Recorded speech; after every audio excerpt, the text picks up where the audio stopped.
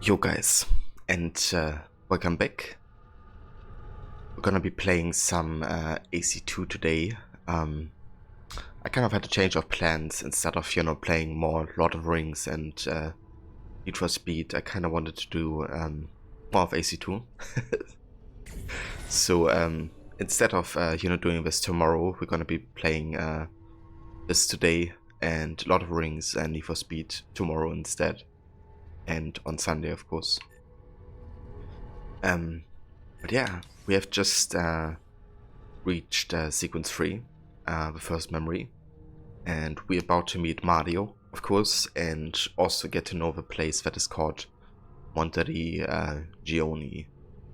And yeah, it's really where, the story kind of like goes into a different direction, So far it's been like Ezio, has a very happy family life, and even though, he's kind of like a misfit, he, leads a very good life, I guess. But because of a tragedy, his father and 2 brothers died. So now he's trying to flee with his family, trying to get away from those who wish his death and that of his family.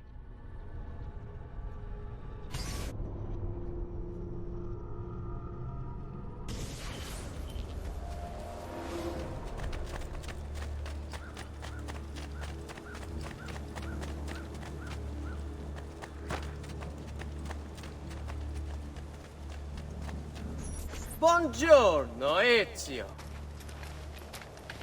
How could you leave Firenze without saying a proper goodbye? Ezio! What do you want, Vieri? So many things. A larger palazzo, 2 new steeds, a prettier bride. Oh, and yes, your life. My condolences for the loss of your father and brothers. What will happen now that there's no one left to help you? I have such wonderful things in store for your mother and sister.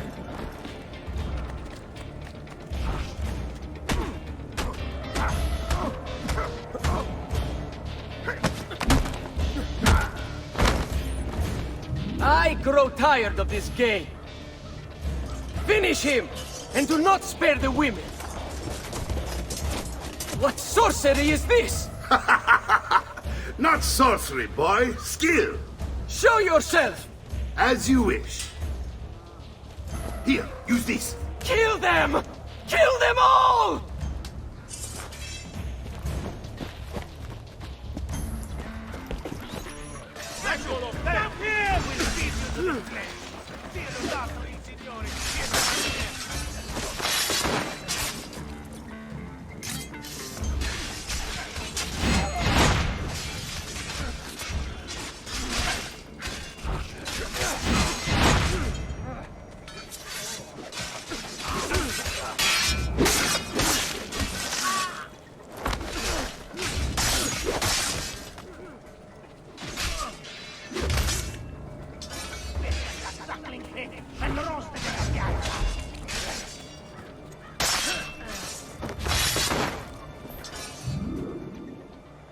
You have my thanks. Keep the sword, Ezio. Do I know you from somewhere? Don't you recognize me? It's a me, Mario! Uncle Mario? It's been too long, Nipote. Far too long. I heard what happened in Firenze. Terrible. Come, let's get you all away from here. It's me, Mario. Yep, that's where I got the soundbit from, of course, that we also have on the channel. Because it's such a legendary quote, and it's kind of like one of the first Easter eggs I actually, realized was one when I first played it.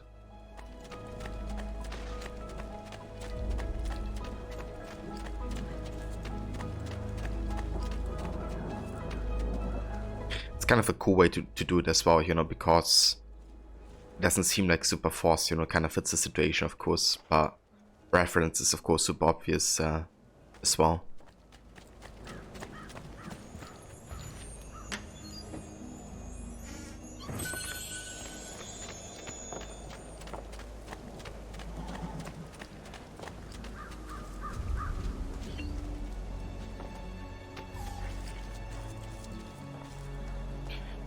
Yeah, I just love this place. You know, I still love how dark the sky looks, but it's kind of like a mix, you know, like with a bit of a light blue mixed with a dark gray. If it looks, you know, not like the most vibrant or like the sunniest day ever, but I still think, you know, this can have a very beautiful aesthetic. And to me, that definitely is the case. Like, I prefer this over, you know, a cloud clear sky, I guess. But yeah, you know, I guess aesthetic is also very, very subjective. But what's kind of cool is that the more you upgrade Monteregioni, the brighter everything is going to get, including the weather. Like, it's gonna be a bit brighter and less cloudy to kind of symbolize, I guess, that the place becomes less depressing overall, or less like, I guess, in progress type of thing, because there's a lot of stuff we have to do around Monteregioni for sure.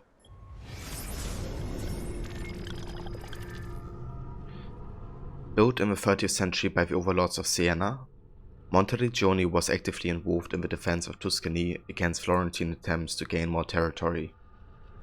At the front of this conflict was the Auditore family, who became the city's ruler and protectors. It was the Auditore who constructed Monteregioni's famous walls, which can still be seen today. Although standing in opposition to Florentine desires, the Auditore had cordial relations with the Medici family, largely due to their collective Florentine roots. Monteregioni successfully withstood attacks from Florence, until in 1554 the city was betrayed. Giovanni Sedi, the keeper of the garrison and the Florentine exile, was allowed to return to Florence in exchange for the keys to the city. Extraordinarily, the Auditore were allowed to continue their rule of Monteregioni under Florentine leadership, showing that the Medici do not forget their friends.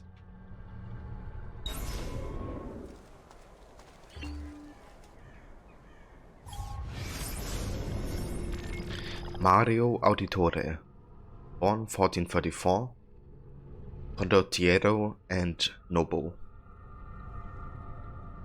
One of several condottieri patrolling the Tuscan countryside, Mario Auditore played a significant role in the Battle of Anghiari, alerting Micheletto Antendolo to the appearance of several dust clouds over the road, which signaled a surprise advance by Milanese troops.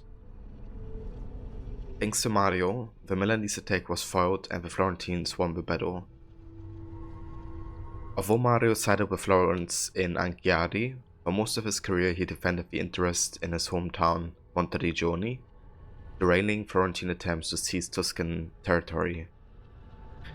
While Mario's younger brother Giovanni moved to Florence in 1454 to pursue a career in banking, Mario stayed at the family's villa in Monteregioni, stating in a letter to Giovanni that he preferred fighting like a man to filling out balance sheets.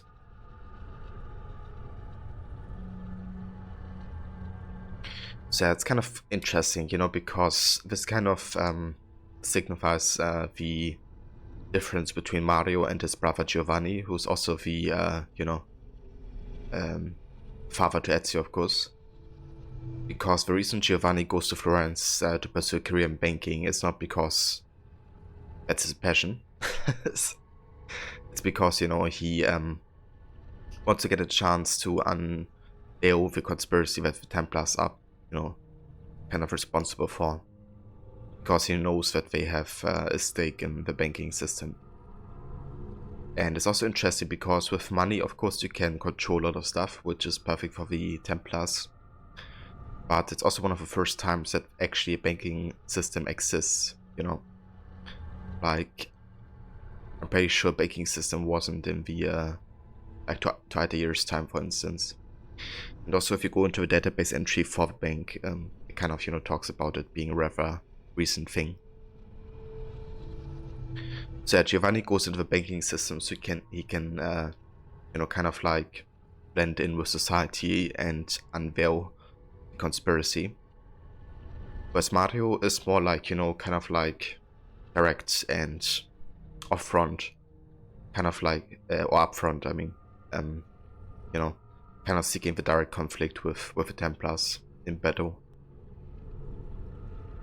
He's definitely more of a warrior type, where Giovanni was more of the, I guess, classic, you know, assassin type.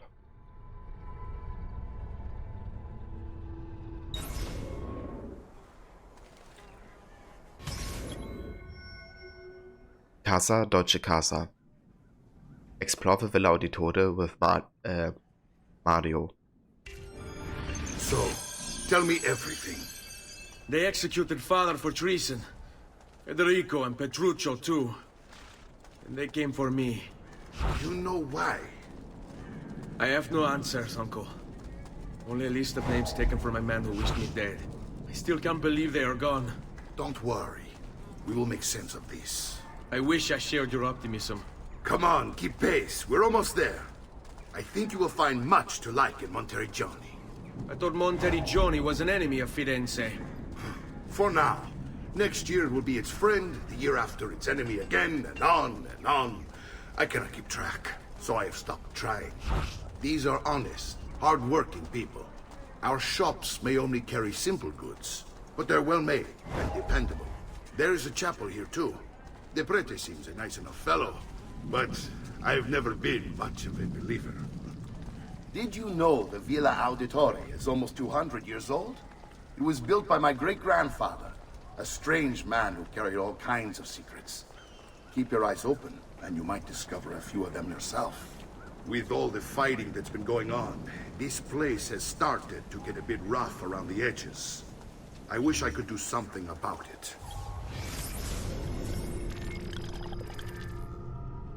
Constructed in 1290, the Villa Auditore is an important medieval predecessor to early Renaissance architecture. The villa's wonderful symmetry and ordered geometry were a revelation for its time. Not only concerned with aesthetics, Domenico Auditore, Ezio's great-grandfather, designed his home to double as a fortress and training ground, looking out both over the city that it protects and the Tuscan plains. So this is very, very similar to how Masyaf has been built, like the castle has been chosen to overlook, you know, the village, but at the same time have a good oversight over the surroundings. And it also makes sense in a defensive, you know, strategy, because if you have a height advantage, you know, obviously the range for like archers, for instance, is a lot bigger. And yeah, this really gives you a huge advantage also, you know, like oversight wise. After Florentine attack in 1320 left the facade damaged, the present facade was erected and the painting gallery was added to the interior. Domenico was more than just an architect and a warrior, he was also a skilled engineer. Recently discovered hidden compartments and rooms with mechanisms blocking entry are several unique features of the building that make it a technological marvel, as well as an architectural one. Technological and architectural. But I just don't have the time or money to fix things up. Guess that's life, huh? Here we are. Casa Dolce Casa. So, what do you think? It's most impressive, Uncle. She's seen better days, I suppose. Believe me, I'd have her shining again if only I had the time. Now that you have had the tour, Nipote, you should go and outfit yourself. My men in the market are expecting you. Return here when you're finished, and we'll begin. Begin? Begin what? I thought you'd come here to train. No, Uncle. I came here to escape Firenze. And I intend to take my family further still.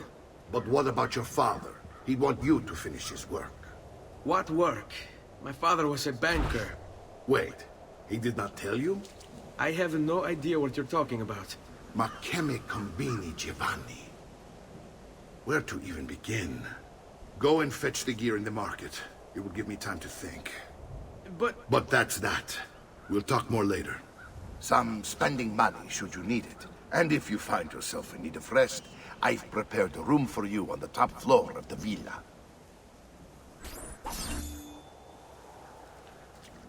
Good guy, Mario.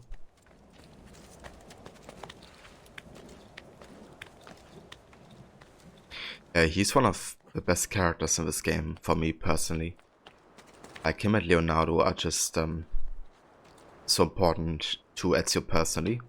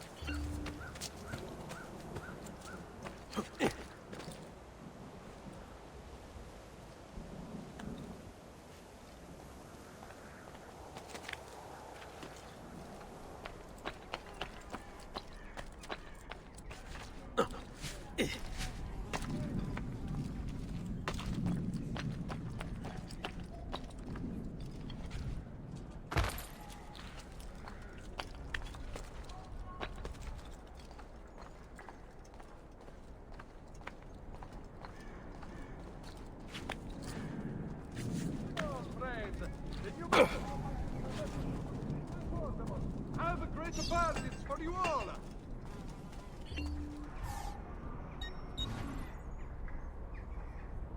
Also have a grab. Welcome, dude. We have leather greaves we can buy. Sure thing. And we have a dagger.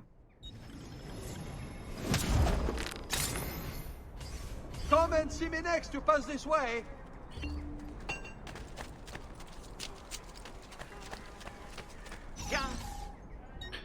Let's also go ahead and buy some medicine.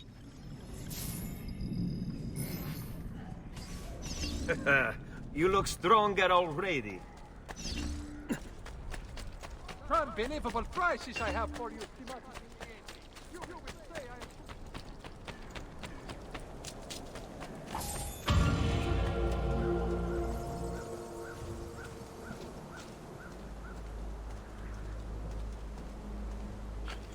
And yeah, we also have another glyph up there, as you can see. It's like a barcode that says the 21st of December 2012, which of course is the date where the world is supposed to end.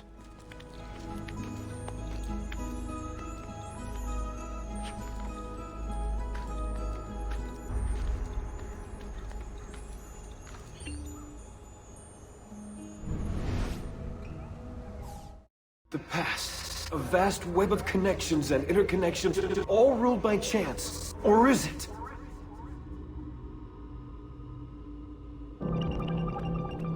"64 squares."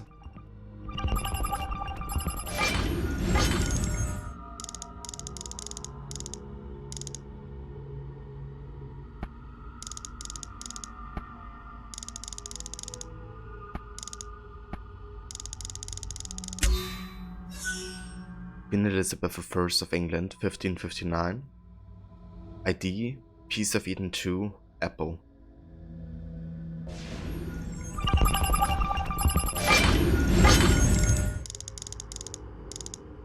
So she's one of the political leaders that actually possessed one of the Piece of Eden. Which, you know, could explain how they came to get that position. Emperor Napoleon I of France, 1812. Piece of Eden 1, the apple. It's kind of funny because, you know, one of the theories why he always had his hand in his chest pocket, or I guess stomach pocket, whatever, is that he had like chronic stomach pain. It's like an illness. So by kind of like, I guess, pressuring it, it made it like feel better to him. But you know, in this game, it's kind of like, nope, he was actually just hiding the Apple of Eden under there. So he could like secretly control people. It's kind of funny, like that's the type of alternative history that AC should go for, because it kind of like, you know, it's like more like conspiracy like and less, you know, super derivating from actual history.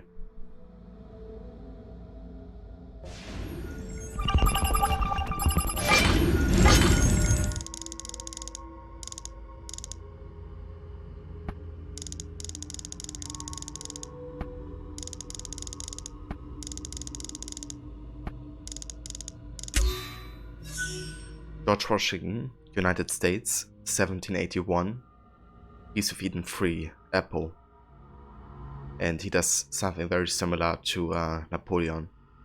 What's interesting is, you know, that all of these leaders have had a different, Apple of Eden. So basically what the game is saying, there are at least 3 pieces of Eden, or Apple of Eden at this point. And possibly, you know, a lot more. So it's not always like the same, you know, Apple of Eden in every game that it appears in. It's actually like multiple.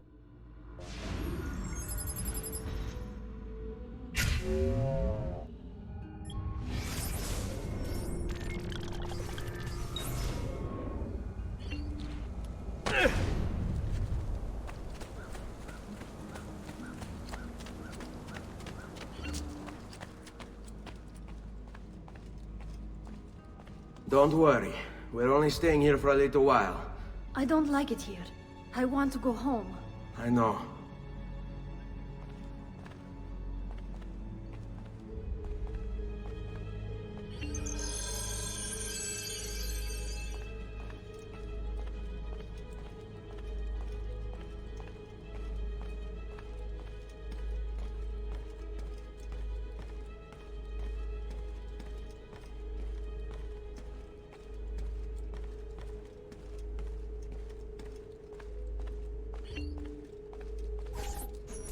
Salute, uncle. I did as you asked. And quickly too, ben fatto. Now, let's teach you how to fight. No. As I said, we are leaving. Ezio, you barely held your own against Vieri. You won't survive a week on the road. If you want to leave, so be it. But at least do so armed with the skills and knowledge necessary to defend yourself. If not for me, for your mother and sister. Fine. Ottimo. Practice makes perfect. Learn how to fight from Mario.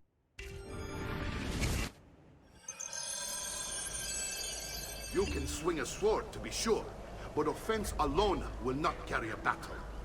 You must survive long enough to strike. I will teach you how to dodge. You said my father was more than just a banker.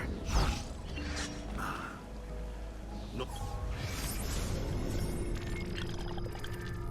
Mercenaries were highly mobile in Renaissance Italy, moving from contract to contract. Professional captains called condottieri, usually paid for by cities, recruited men for a fixed amount of time. Many of the for-hire soldiers who served in Italy weren't even Italian, coming from places like Germany, Switzerland, and Hungary. In their perpetual struggle to dominate Italy, the Italian states hired mercenaries to wage war against their Italian neighbors, and the soldiers, many of whom had no code of honor, would often rape and sack freely. When the state that was bankrolling them ran out of money, the soldiers would disband, frequently to be hired to destroy the very city they had just fought to defend. Some mercenaries were honorable, fighting for a cause they believed in, but men such as these were few and far between. Where they existed, however, they were much sought after. Who's dancing around it, I suppose. Your father was an assassin, Ezio. I told you before. My father was a paper pusher. No, he was born and bred to kill. I find this difficult to believe. What of the list you carry? Do you think it's merely a catalog of debts? It holds the names of those responsible for your father's murder. So yeah, I will wait for Mario to finish his dialogue with Ezio, because he says a lot of important stuff, and if you finish the tutorial first, then you kind of skip the dialogue, which I don't want to. Like Ezio learning that his father has been bred to kill. It was an assassin secret, like it's really important that you could have just like missed that completely. And also this being, an in-depth story run, I want to make sure that, if possible, we listen to all of the dialogues and listen to them in full. At least, whenever we can. It's not always possible.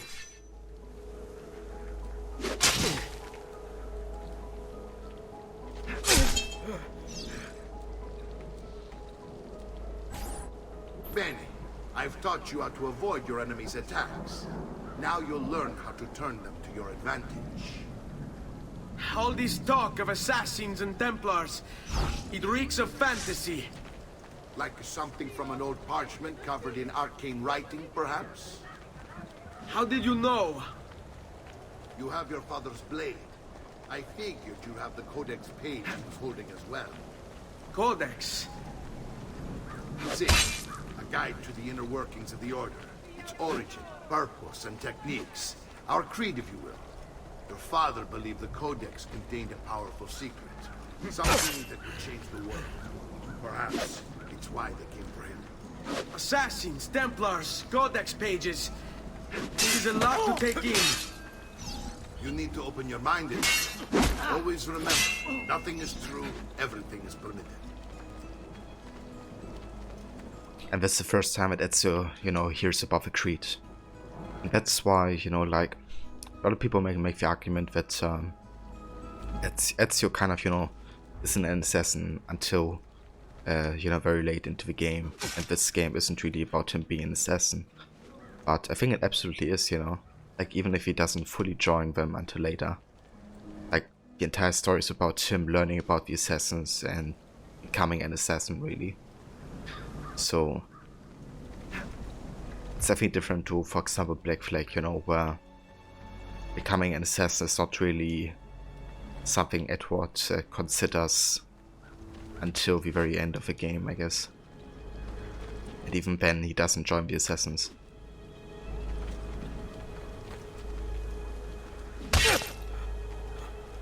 Osserva demais. Welcome, mate.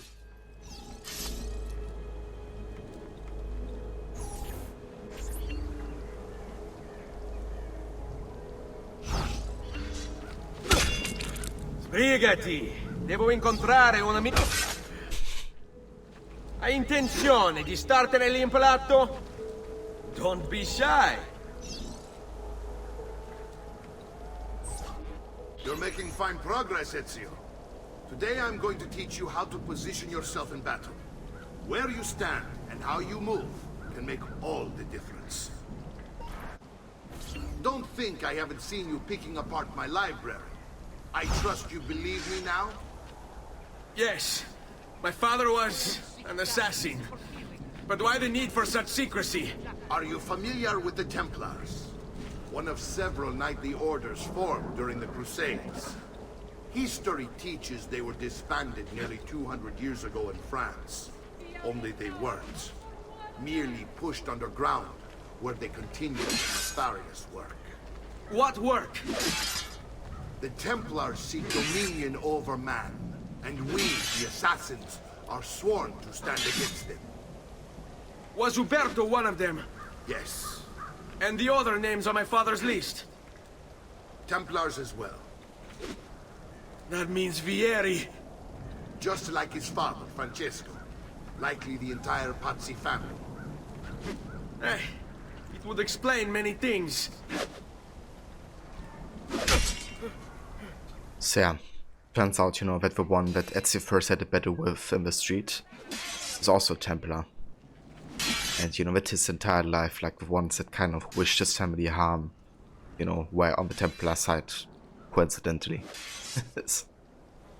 That of course makes it easier for Ezio, you know, to kind of like, I guess, also be against the Templar cause, because every Templar I got to know so far has turned out to be an absolute, you know, unpleasant person, I guess, is the mildest way to put it.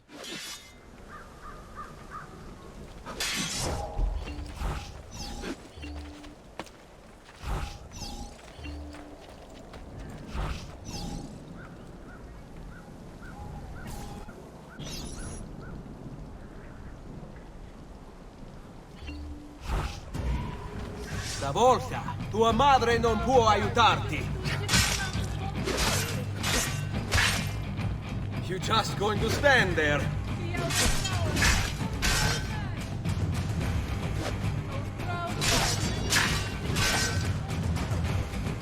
È un duello, Fesso.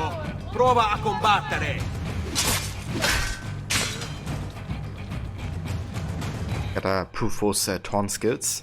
That's the most important thing that Marius taught me. It's a fight, Fesso. Try fighting for a change. Well done, Nipote. You've really come into your own. Thank you, Uncle, for all you have given me. Your family. Such is my duty and my desire. I'm glad you had me stay. Good. You've reconsidered leaving. We sail for Spain in 3 days. But Nipote, I have given you these skills that you might be better prepared to strike against our enemies. And if they find me, I will. You want to leave Ezio? To throw away everything your father fought and died for? To deny your heritage? Fine! Come vuoi. Arrivederci e buona fortuna. Uncle, wait! Why is he so upset? How can he not be? Vieri's been harassing us ever since you first arrived. To be expected, I suppose, given his heritage.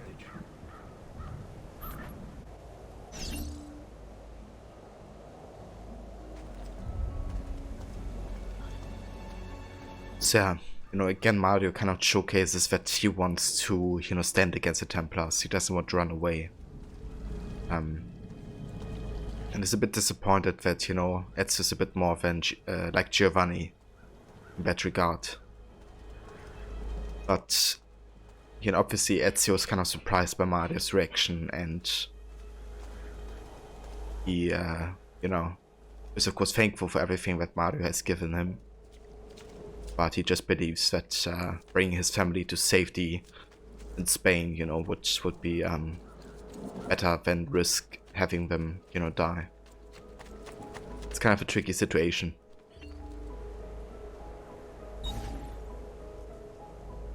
So we can also collect statues in Monteliggioni, and this one is from Mars and Venus. God of Rage and Strength bars his lover's radiant beauty. She tames his anger with her gentle touch. And there's another, I think, 6 gods. And yeah, we can find like the statues in Monteliggioni, spread across the city.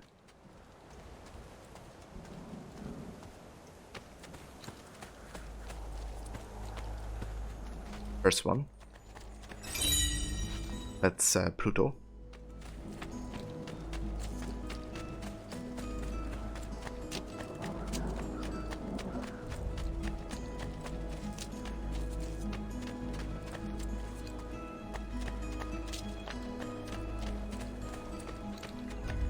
That's another one. That's Venus.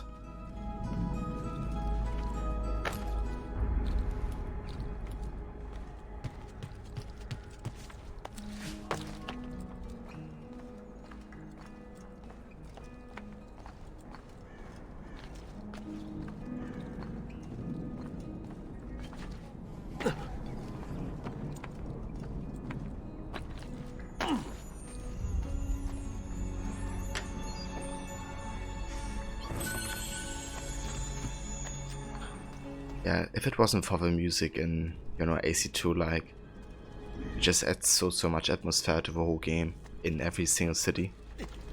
Also kind of distinguishing the feel between each city.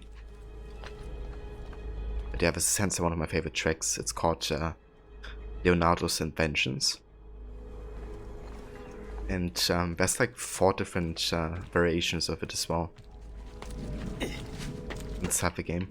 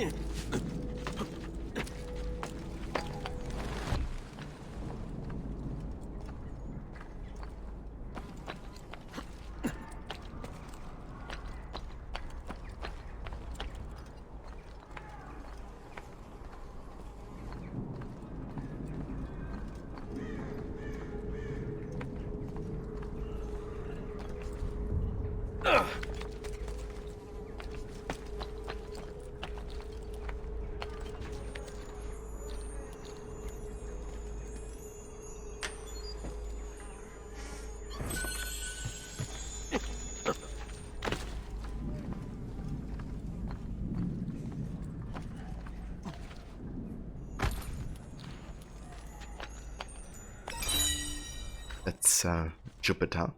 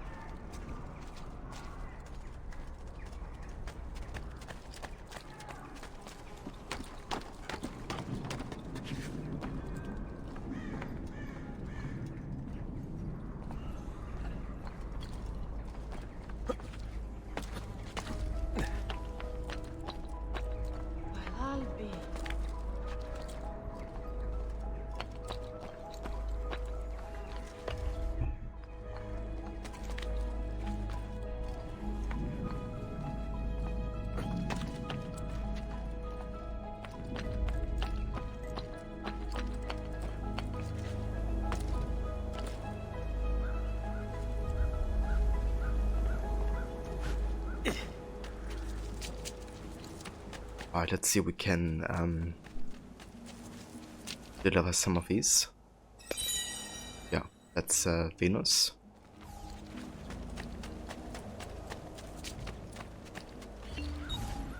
Then we have Diana and Apollo. Together but never touching, one sleeps while the other rises, yet both watch over us.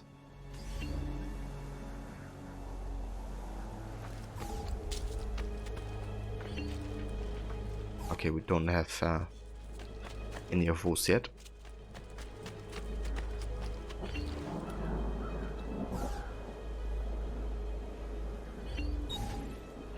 Jupiter and Minerva. Here sits the king of all Olympus, and beside him stand wisdom to guide his rule.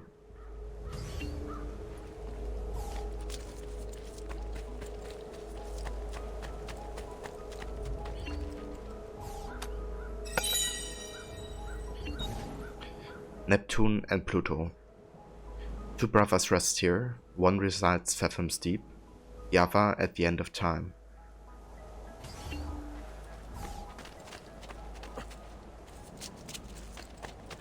Save a snake.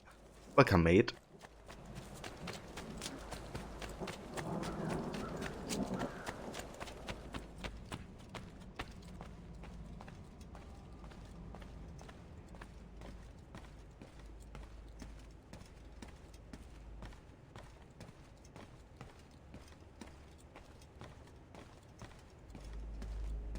Uncle!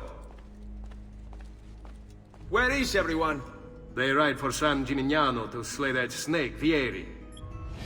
Vieri di Pazzi, the youngest member of the second most notorious Florentine banking family. This kid knew how to burn right through his father's money. Outside of spending sprees involving weaponry, exotic animals, and clothes, he was fiercely competitive. Vieri hosted races of all kinds, boating, horseback riding, running. All of them rigged, of course. And get this, If through some amazing stroke of luck he ever lost, he'd invite the winner's entire family over for a victory dinner and serve them a meal to die for.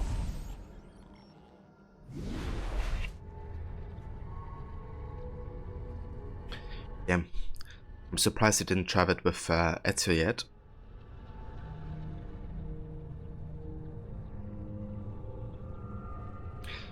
It's going good, Snake, thank you. How are you today? I wish to join them.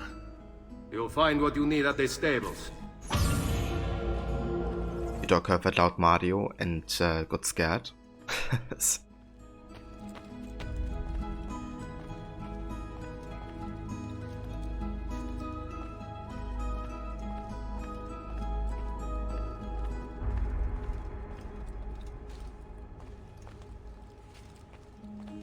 So it's kind of cool, like some of the Codex pages are already on the wall, and on the bottom left you can see Maria. That's basically the wife to Altair. And then there's also, I think, different parkour techniques. Then we have an island. We have a picture with a priest that's kind of like mass controlling his followers. We have the star system, and also the Assassin Templar conflict. So those are basically Codex pages that are already in here by default, but that's you didn't have to find. Also found by Mario.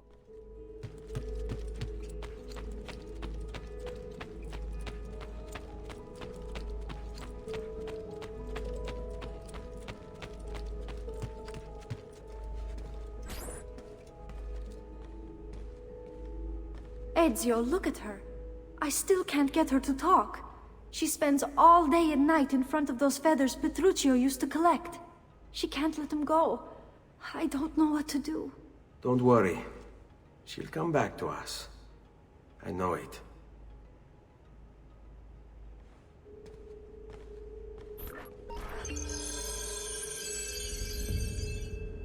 Poor Maria. Like, she's basically completely devastated and refuses to talk. She's just sitting there and praying. And of course, you know, this is like completely opposite to how she was at the beginning, because it wasn't really in her nature to be like this. It just really happened because of what happened to, you know, her sons and her husband. And then there's also the possibility of her being abused by the guards, because there's like strong indications by what the maid basically says that that happened.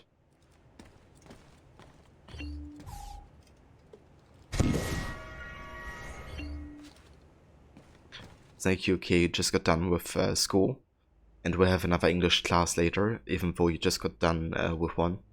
Oh damn, dude. So 2 English classes on the same day. At least that's the topic you're good in.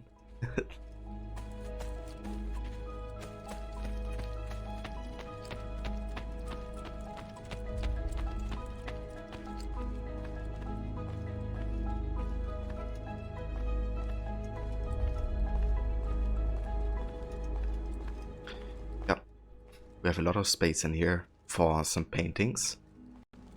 I'm definitely going to buy all of these paintings for sure.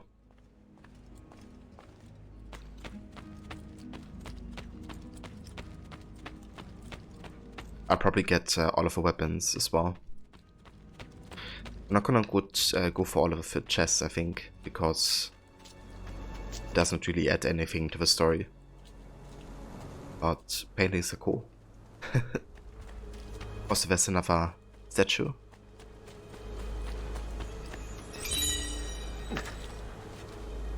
The Mars statue.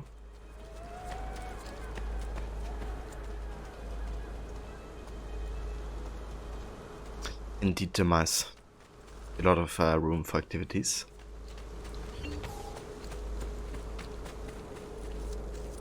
We have after school English classes 2 days a week, and normal English classes at school 3 times a week. Ah, okay, I see.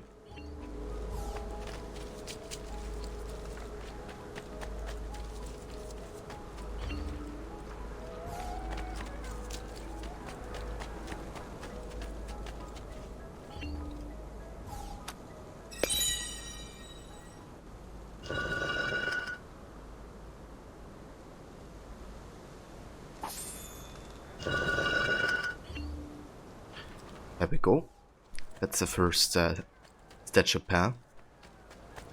Mars and Venus. AC2 is going quite well. We have just started not too long ago.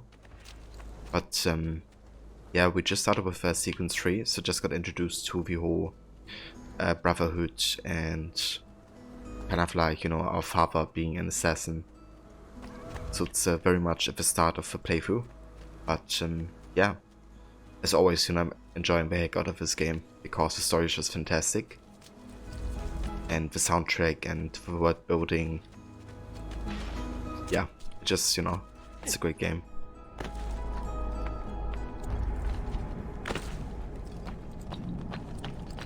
And yes, I agree. I feel like this classic version has a better color palette because it's not trying to go for like a vibrant color palette. Wasn't the intention of the developers either, right? So yeah, I feel like this fits better, to be honest. Especially also with like trees and stuff, you know, like it looks so unnaturally green as well in comparison to like buildings and other colors being used.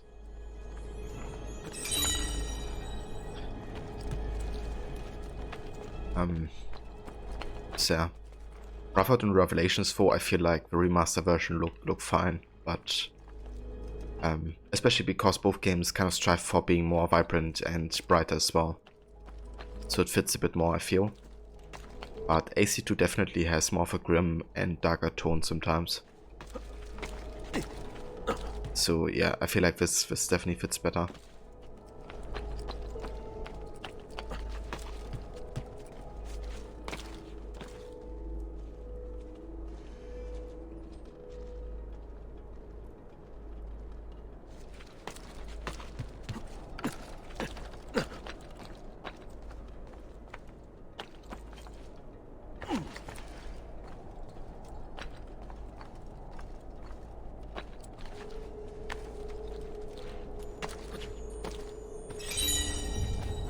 It's Neptune.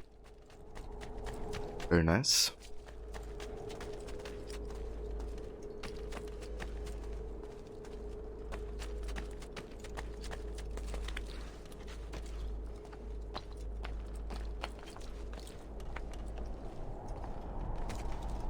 I did notice that some of the character models were a bit different.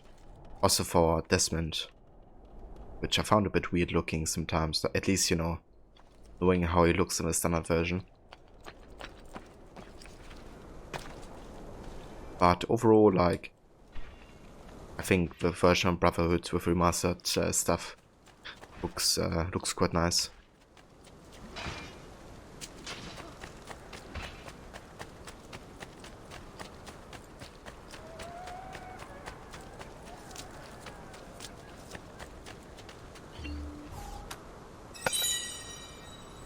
So that's fake Neptune and Pluto.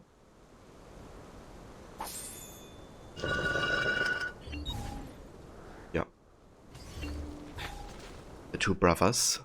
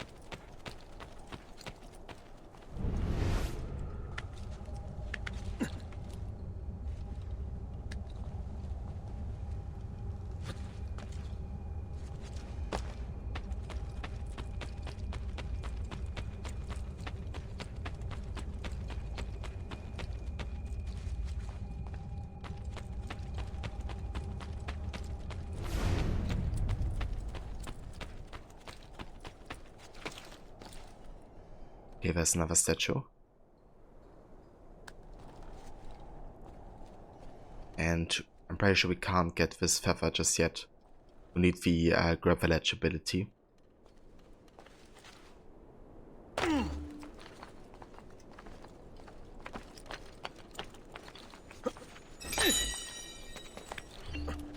That's Minerva.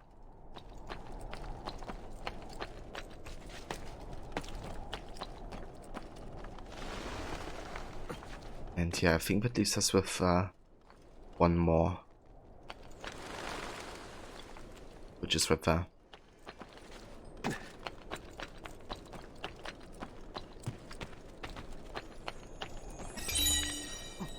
Apollo.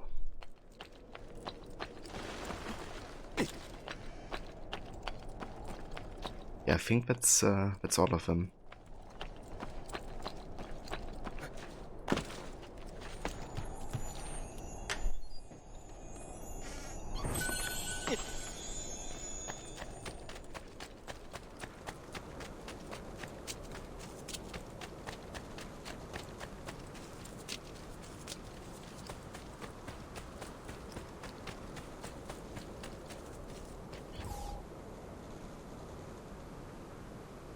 So that's Jupiter and Minerva,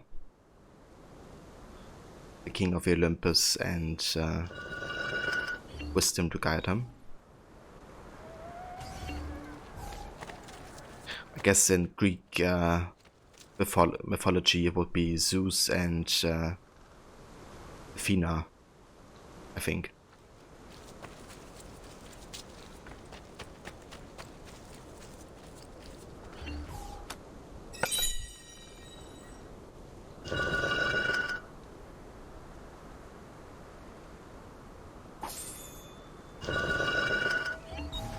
And we have Diana and Apollo.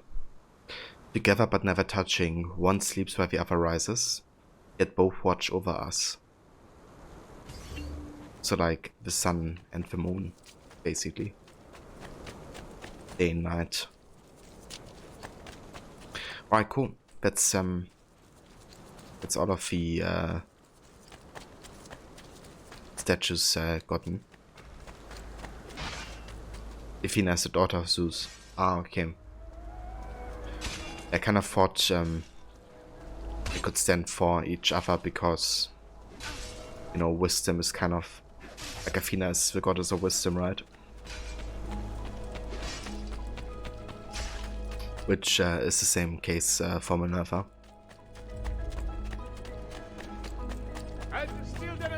But yeah, I guess maybe they have like similar character traits, but the relation to each other is different from Greek to Italian to like you know, the other mythology.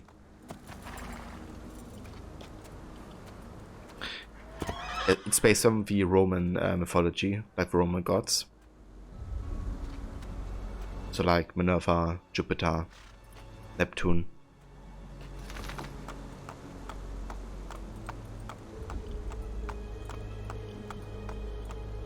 Like, you know, Neptune is basically Poseidon in Greek mythology. But in Roman he's called Neptune.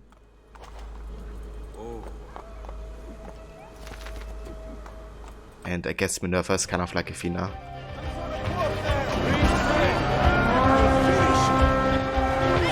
Also Rod, Zenny. Welcome mate, and welcome raiders. How's it going everybody? I hope you had a great stream today with Mad Max. How's it going everybody? Welcome, we're just playing some more AC2 today. We just arrived at Montelegione and learned about the Assassins and the Templars. And you know, what's currently happening. So yeah, having great times so far with AC2. Definitely hope you had a great stream as well.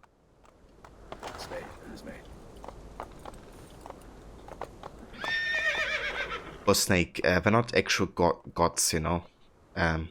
For humans, they are like gods, but they're just like an advanced humanoid species, you know. But they do have the names of gods. It's just the humans basically just made them out to be gods, I guess, in their perception. But you know, it's kind of similar with like entire mythologies that AC talks about. It's more like human tales and perception that has like some connection to the Isu, but the way it's been told is often not, you know, the case, like how it's been. It's kind of like, I don't know if you've done all of the anomalies in Valhalla, but that should kind of make it clear what I'm talking about. You know, kind of the difference between the actual Isu timeline and mythology.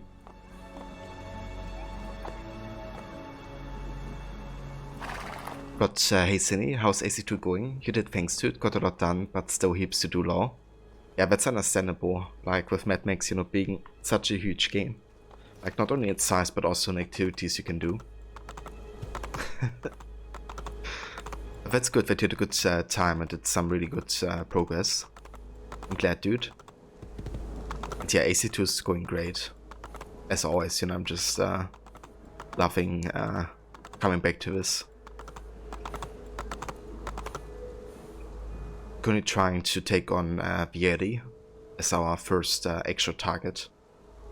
And we try to assist Mario to kind of, I guess, give thanks to everything he gave us.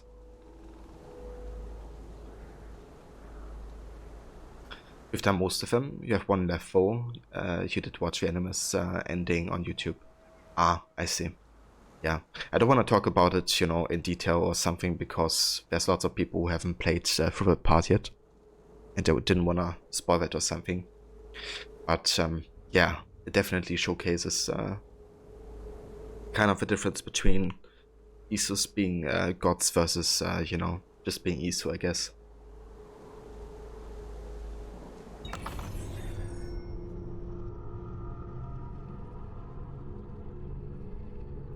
Exactly, Rod. Yeah, that's really the distinctive difference. That's very important, right? Like the stories and tales that people tell, like the humans, after like, you know, hundreds and thousands of years after what happened, versus how it actually was.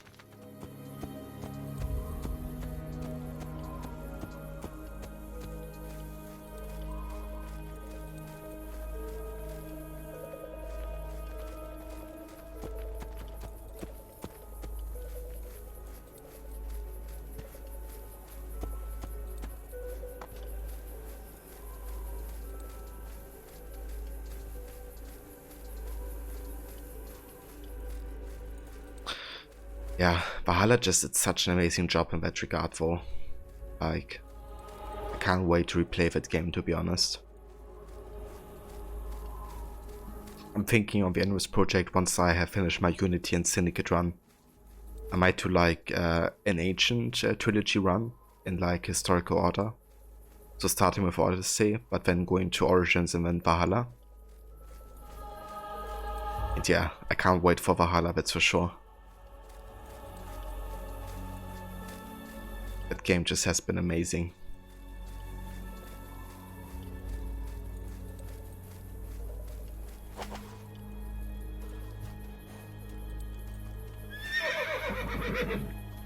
But imagine if in 200 years time, somewhere along the line, characters like Superman were considered actual beings by some future version of our society, instead of a fictional character in multiple media.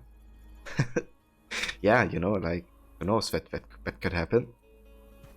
Yeah, just kind of, you know, showcases how after the time, you know, and especially if the sources are not really given, people just come up with, you know, headcanons and stories and tales, and then stories kind of like, you know, change, and also like how they are perceived.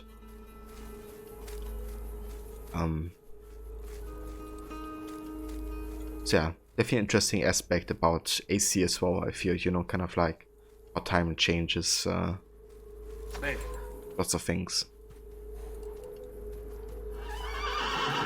The Death of Field. Yeah, I mean, I guess it's more like low res in the background, but it could look like Death of Field, I guess. Yeah, I mean, you can definitely see the age of the game, but to be honest, to me, this still looks beautiful. But yeah, I guess you definitely have to just consider, you know, the time the game came out, the limitations they had on a technological level, and what they made out of, you know, those limitations. And I think it's just absolutely fantastic what they did.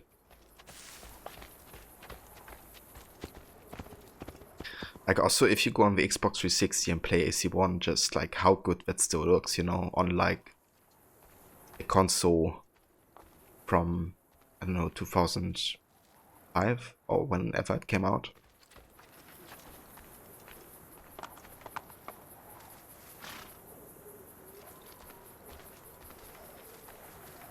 Ezio, what are you doing here? Taking responsibility.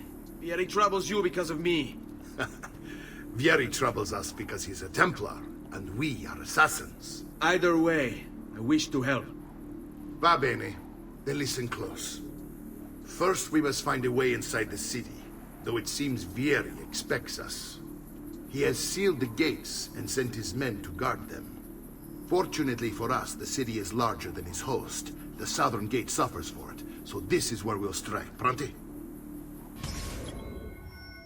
But in a small way, we already have something like that. For example, many young people probably have no idea what a cassette tape was if they saw one.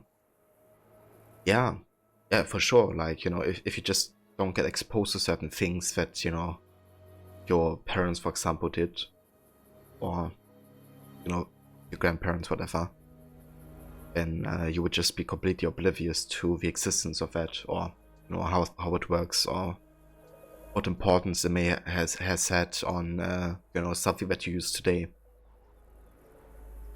And I would say, you know, we are also oblivious about some things that happened maybe 100 years ago, or 150 to 200 years ago, that hugely influenced our life today, and we don't even realize, you know.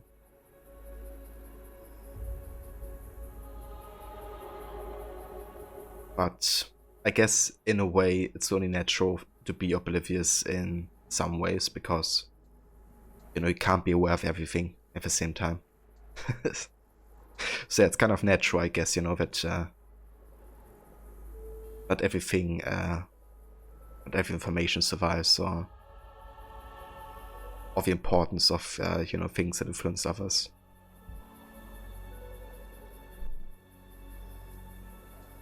But exactly, because not everyone has an interest in history about things as well. Exactly, you know, like everybody has like kind of like the topics they you know, expose themselves to, but that can make you, you know, kind of unaware of other topics. Also, hey, there's Spectre Zero. Buongiorno. I hope I didn't butcher that completely.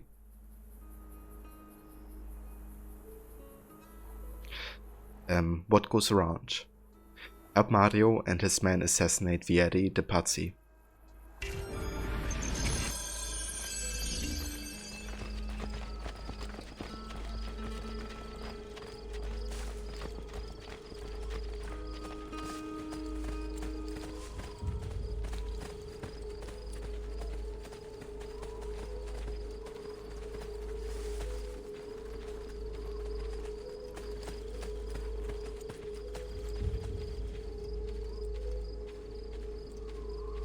All right, Ezio.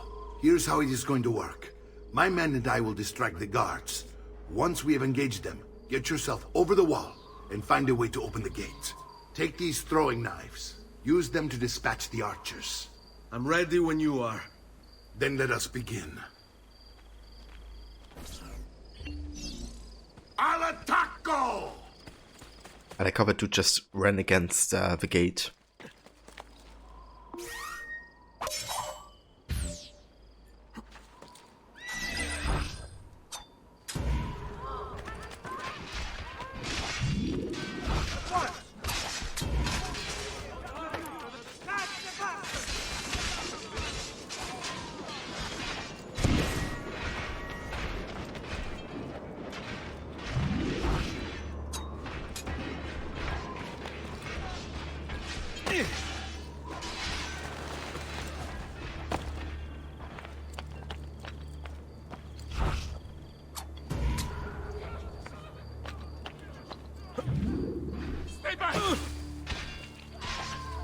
You miss those AC games? I mean, you can always go back and replay them. It's still great.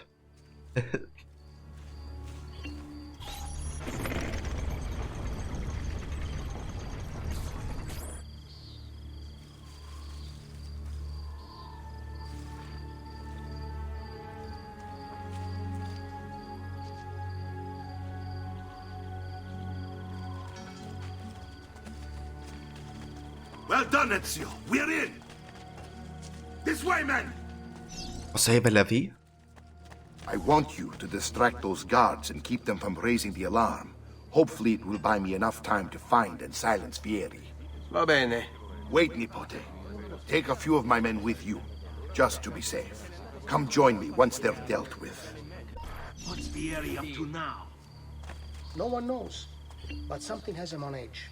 How else to explain all the patrols? I'll signal again when you should follow. Instead, he's turned us into nursemaids. And why? Shooting his mouth off again, no doubt. Angering the wrong sorts of people. And so now, we pay the price. Careful. Or do you want to strike before him like Leonardo was? Poor bastard.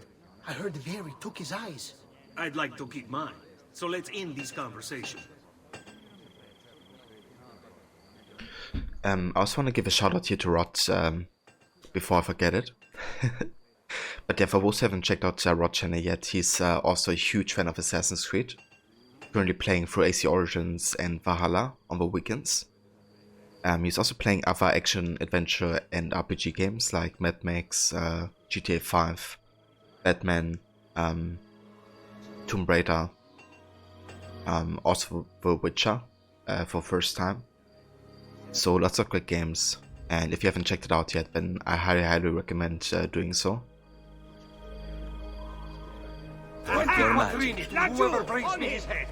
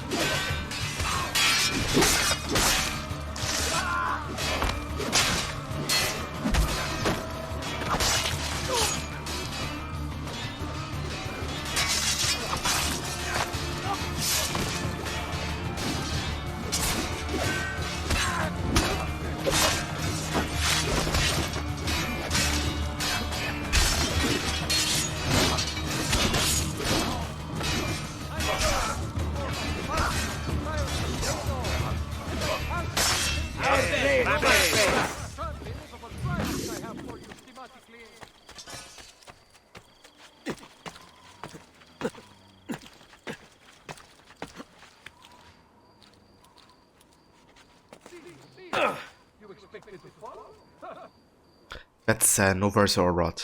I was happy to give you a shout out, dude. Not forgotten what you did to my sister, figlio di... Assassino! Assassino! Laggiù! Assassino. No, that means a flagon or two. Assassino. Assassino. That's it! The assassin! Kill him! Our slaves, pumpkins, it would seem. Ezio! Your uncle's under attack and needs help. Go to him!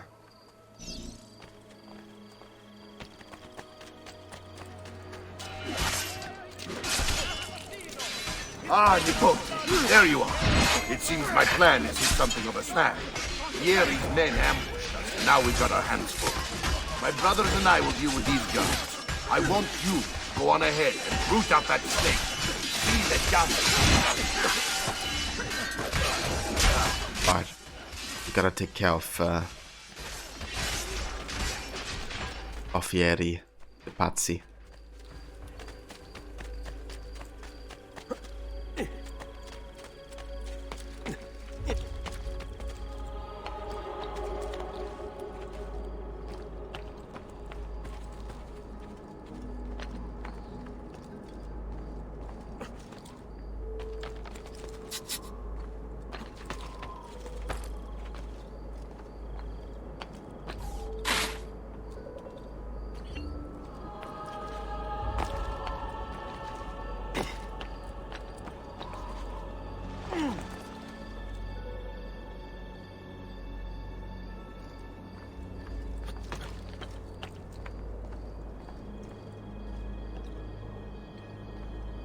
Huh.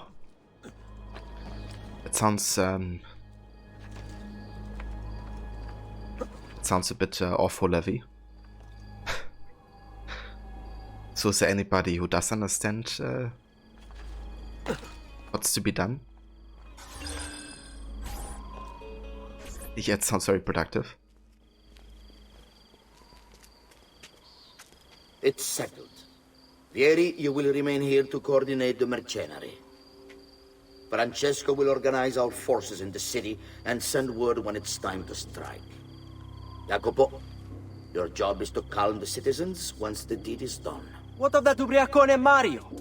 He continues to harass my forces, and I fear he'll discover what we intend. He's always been trouble. Just like that bastardo brother of his. Then let me reunite them, father. There will be plenty of time to clean up the rifiuti when we're finished. Now, is there anything else? Muy bien. May the Father of Understanding guide you. May the Father of Understanding guide you. Comandante! Comandante! What? Mario Auditore has invaded the city. He comes for you. Then let's not keep him waiting.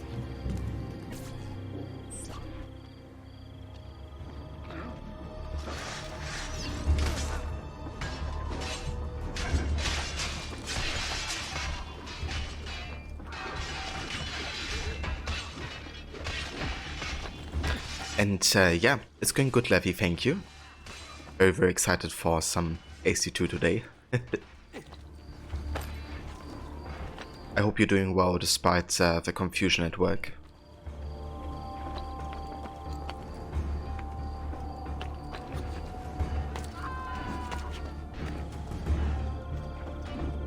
So we can't air assassinate yet, so I'm pretty sure we can't stealth assassinate Vieri here. Also don't have ledge assassinations yet, I'm quite sure. So, you know, usually you could just highlight him, then press high profile and assassinate to do like a high profile assassination. But we haven't unlocked those abilities just yet. What? Okay, the game just crashed. All of a sudden. I was just about to assassinate him as well. Oh, let's go ahead and restart then, I guess.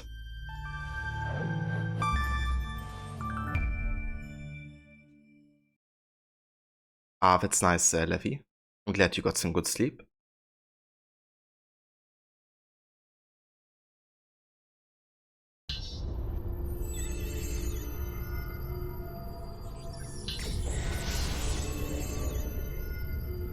Was even so? I don't think he's here at the moment, but I'm definitely gonna say to him, or you give him your thanks for gifting that sub. But yeah, he was so nice to come out with 5 gift sub the other day to the community. And yes, we had a game crash. It's settled. Vieri, you will remain here to coordinate the mercenary. Francesco will organize our forces in the city and send word when it's time to strike. Jacopo, your job is to calm the citizens once the deed is done. What of that ubriacone Mario? He continues to harass my forces, and I fear he'll discover what we intend. He's always been trouble. Just like that bastardo brother of his. Then let me reunite them, father. There will be plenty of time to clean up the rifiuti when we're finished. Now, is there anything else? Muy bien. May the Father of Understanding guide you. May the Father of Understanding guide you. The Wind Blade of the Assassins. Comandante! Comandante! What? Mario Auditore has invaded the city. He comes for you. Then let's not keep him waiting.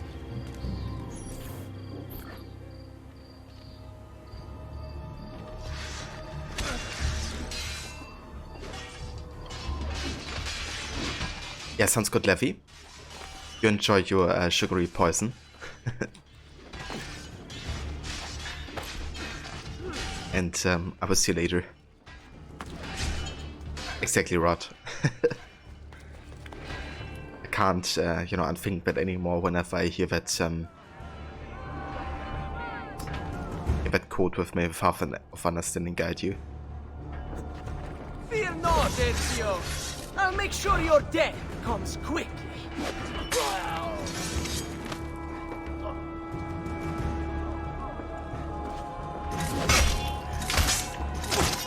Oi.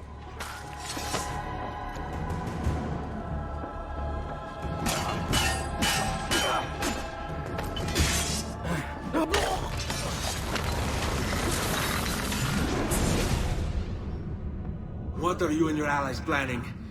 Is this what my father discovered? Is this why he was killed? I'm sorry. Were you hoping for a confession? Pezzo di merda! Vorrei solo che avesse sofferto di più!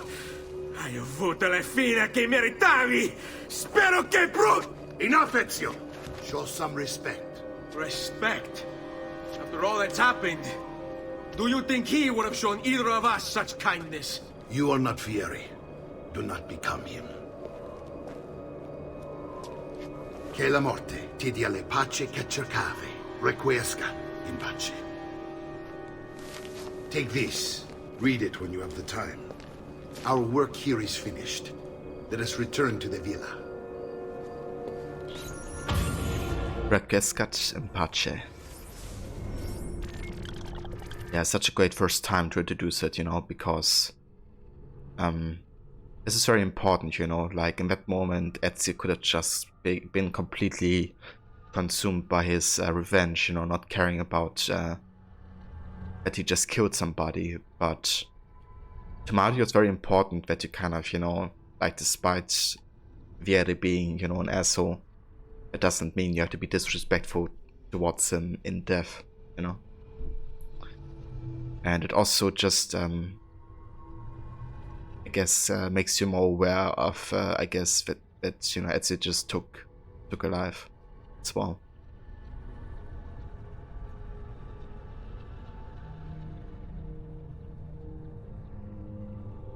But it would be funny in a future game if an assassin eavesdropping on a Templar conversation heard that, then said to themselves, "Into the hidden blade of an assassin." Yeah, it would be funny if, you know, there's ever like a game in the future that would actually, you know, have that. What I would love to have in a future game, you know, is kind of like an assassin with kind of like a thought voice. You know, some shows have that where basically the protagonist is also narrating some stuff in his head, I guess. And I feel like, you know, this type of stuff, you know, like saying to himself, the Hidden Blade of an Assassin could fit well with a character that's, I guess, a bit more introspective. And more about like sharing thoughts, I guess. But yeah, I would love for AC to kind of go that route, because when I finished AC3 yesterday on the Animus project, I just really noticed again, you know, how much monologues AC3 has. Where, you know, the character is just like talking to the audience essentially, or to themselves. Like Connor's mother does it, and Haven does it, and Connor does it. And I feel like those kind of like, I guess, monologues can add so much to the character and getting like insight.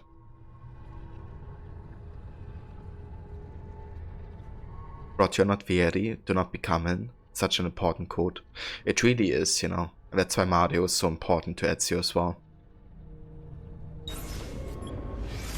Like, hands down, one of the most important characters of this game.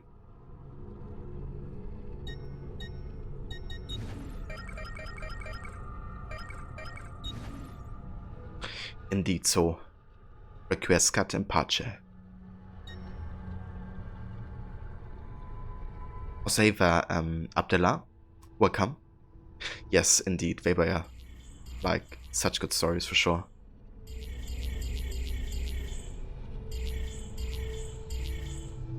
Hold on, can we actually read these letters now? Okay, this is still sealed. Same there. Ah, we can read this.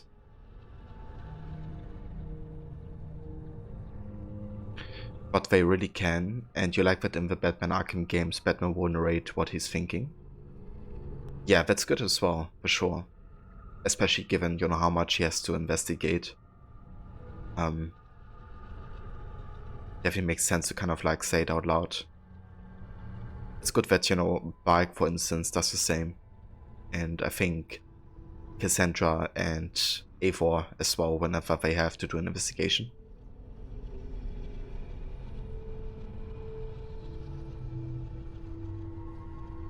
Yeah, he sure did so. Like, he really has been like a mentor to Ezio. I love this game especially. Yeah, this game just, you know, has been such a step up in lots of ways from the first game. Kind of like improving everything. Kind of should, you know, have improved, I guess. While keeping the story forward and kind of like embracing, you know, future possibilities to the lore and stuff like that. It just is so damn good. Also, just the amount of lore it kind of like, I guess, set up for future games to come back to.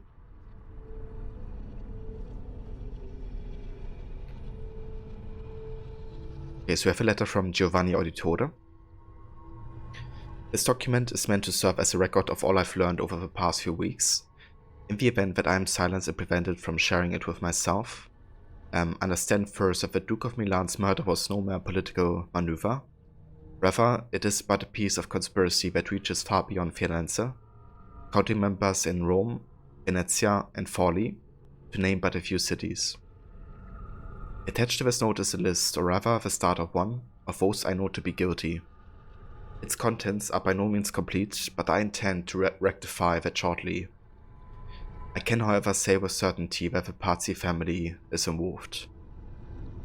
We must move quickly to question Francesco before he buys his freedom from prison. Doing so will surely add more names to the list. I already have my suspicions as to who these men are, given that their deeds bear all the hallmarks of an old enemy. I fear they... The note abruptly ends here. Giovanni must have had to stop and hide it when the guards showed up to arrest him.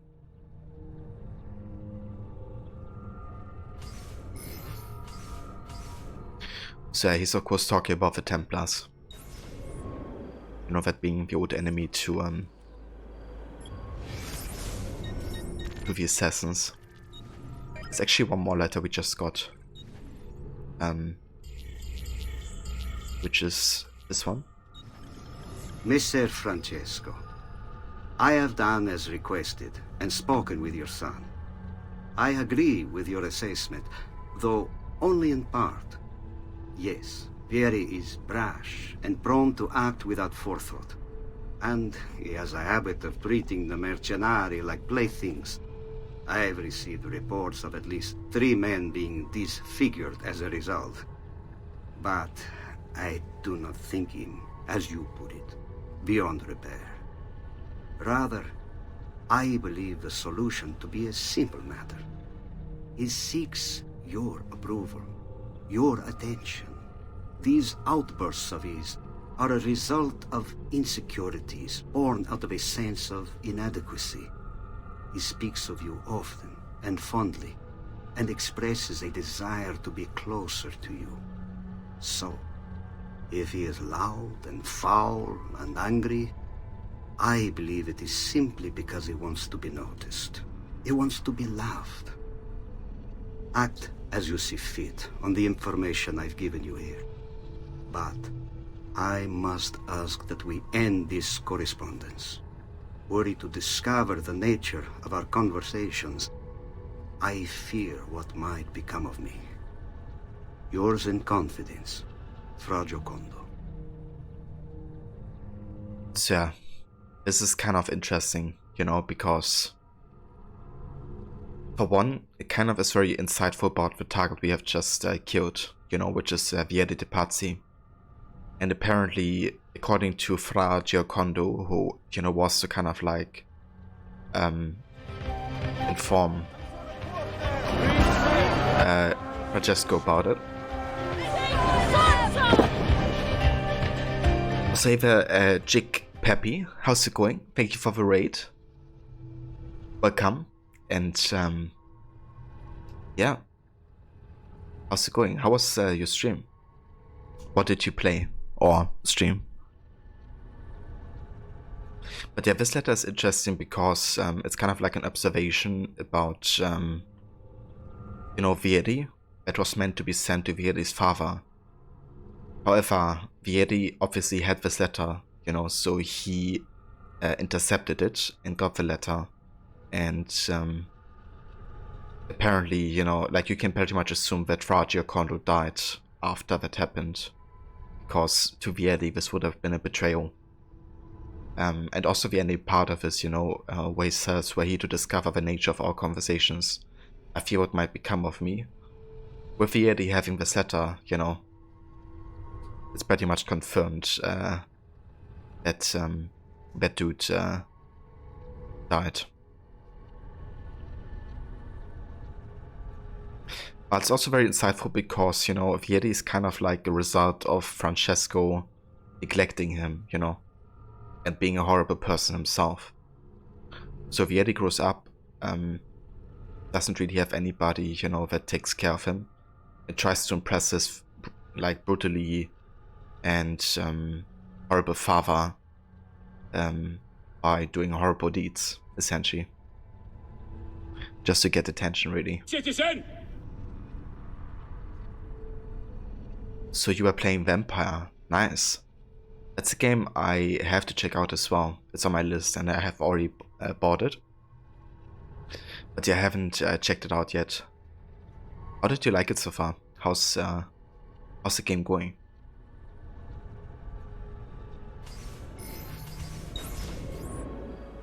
Also, welcome back, Levy.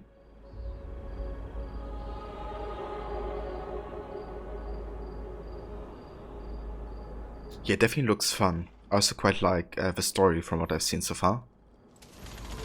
Kind of like the setting as well. Where is Charles Lee? Yeah, where is he?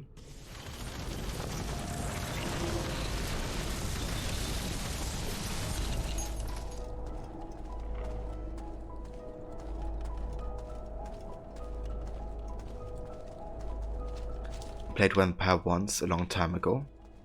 How did you like it, Levy?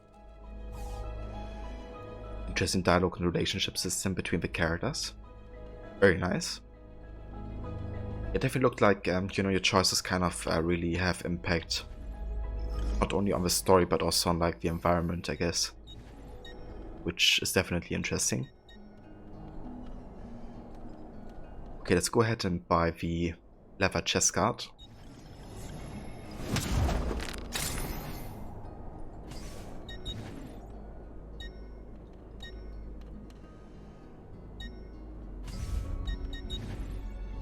Send me your amici.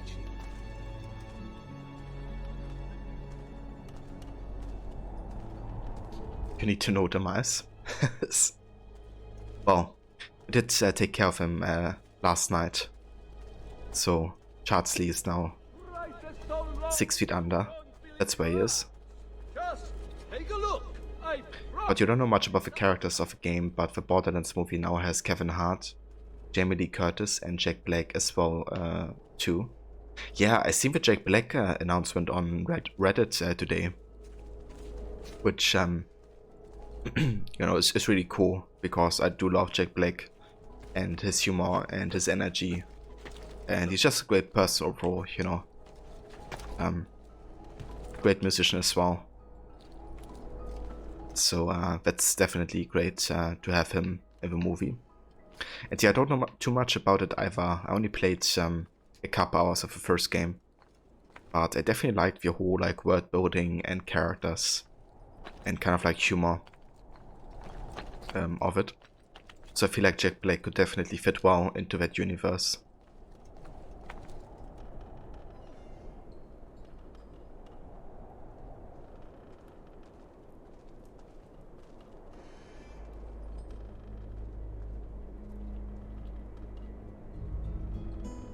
Ah, okay, Levy.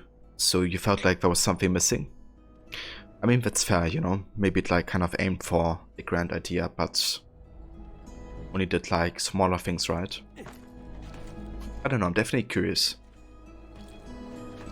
I feel like it could be a game that I would enjoy quite a bit, but not sure if I would like fall in love with it or something.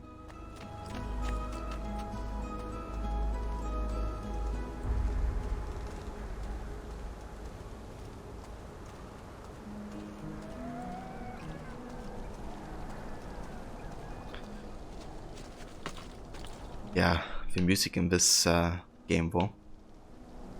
Like AC2 is just a whole kind of mood.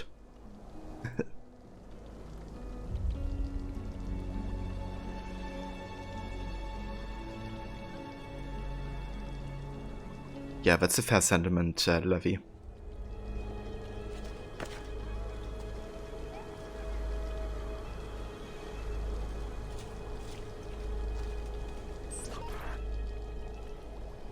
And here he is, our campione Ezio. Oh, hey, Ezio! I see you wasted no time starting the celebration. And why not? You've done us a great service, Nipote. With Vieri dead, La Toscana will grow quiet once more. Do you know what that means? Basta lavorare. Si passa tutto il giorno a bere. E a puttane! What? It's true! Come, Ezio, walk with me. Yes, uncle. Yeah, dude, it really is like a jump not only in like, you know, I guess like gameplay activities and stuff, but also how the story is told, you know. It's a lot more dynamic and it feels a lot more like a movie, you know, kind of like cinematic, I guess. Like AC1 definitely also had a lot of cinematicness. And what I love especially about AC1 is of course like the writing, dialogues, and kind of like the option to have interactive cutscenes where you trigger a button and, you know, become like part of a cutscene, I guess. But I feel AC2 definitely made everything, I guess, work better together. I don't know. And really brought it on a like fully cinematic level, I guess. But yeah, like back when I played this, you know, for first time, like I just kept on like replaying and replaying the game because it didn't feel to me like, you know, I'm playing this just like for running around and assassinating guys or something. It felt like, you know, watching like a really good story of a movie, you know, that just spread across like multiple hours of gameplay time. So, you know, kind of like similar to like rewatching a movie, I ended up like replaying AC2 over and over just because I felt it was like so damn good.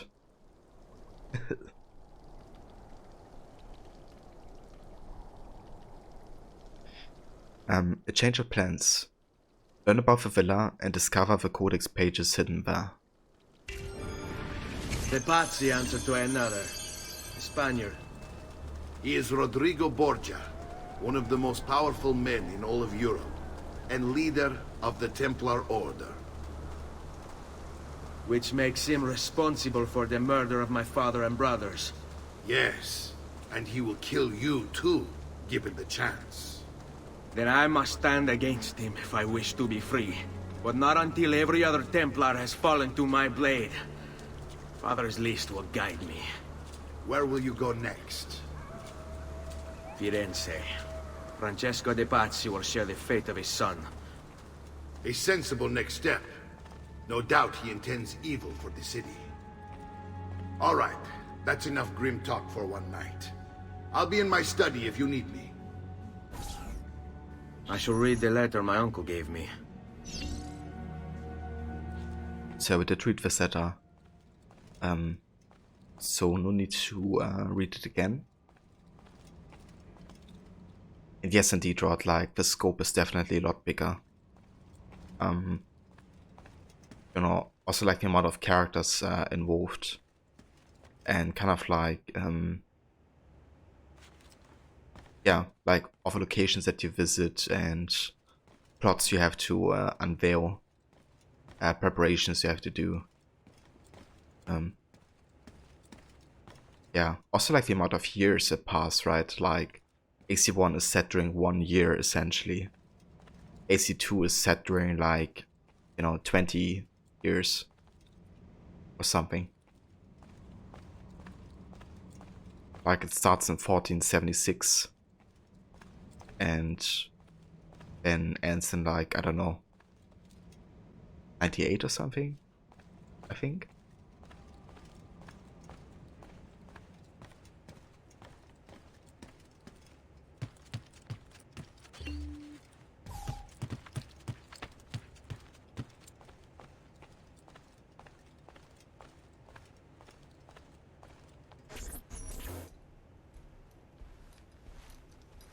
Look familiar? Other Codex Pages. Yes. Your father managed to find and translate a few before he... Here. This is not your father's work. Someone else has translated it. Leonardo da Vinci, a friend. Do you see the way the words cross from one page to the next? There is something underneath it all. Some kind of map. Where is it supposed to lead? Your father and I managed to make out bits of a prophecy scrawled across these pages. It was written by an assassin like us, who long ago held a piece of Eden. His name was Altair. He spoke of something powerful and ancient hidden beneath the land. What is it? What indeed? Solving that little mystery is exactly why we collected these pages. Then let me help.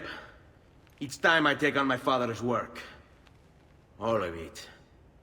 I start with the page I took from Vieri. Leonardo will decode it for us. Bene. Return here when time permits, and we'll add it to the wall.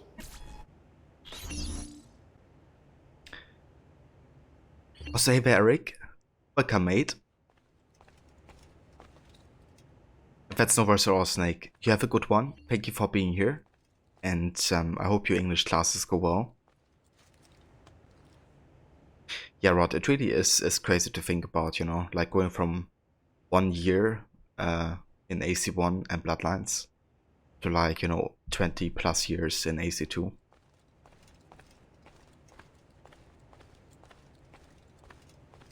Definitely quite a difference. But also to other games of the series, like most of the games don't pass that many years. Like Brotherhood passes a few years, like maybe 5 or so. Revelations doesn't pass, not even sure if it passes multiple years. AC3 definitely passes a lot of years, with like Haven, of course, and then Connor growing up. But also kind of following the events of Revolution. Okay, I mean, I guess maybe there are a couple games of the series that progress quite a few years. But it's definitely, more like one character in AC2, I guess, that time passes for, Like, you kind of accompany Ezio throughout all of these years. Whereas with Connor, you don't really, like, get one mission with him as a kid, and then as an adult or like teenager couple, and you don't really like follow all of his years, I guess, as actively. Kind of like skips forward a bit.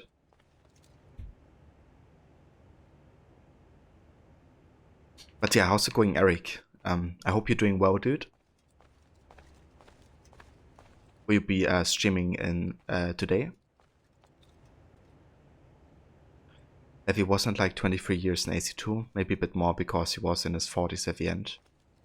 Yeah, I think he starts out to be like, I think he's 17 in 76, I think. When the game kind of like starts of a story. And yeah, he's definitely in his 40s. I think it ends in like 98 or 99 or something.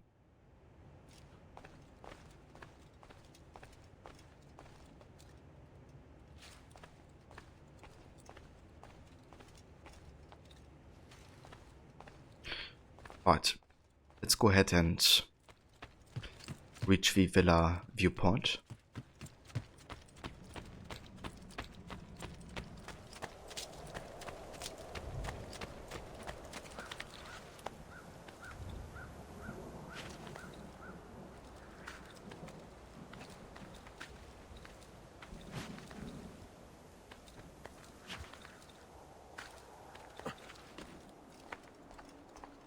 no worries, Levy.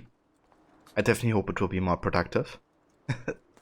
And yeah, I'll talk to you later.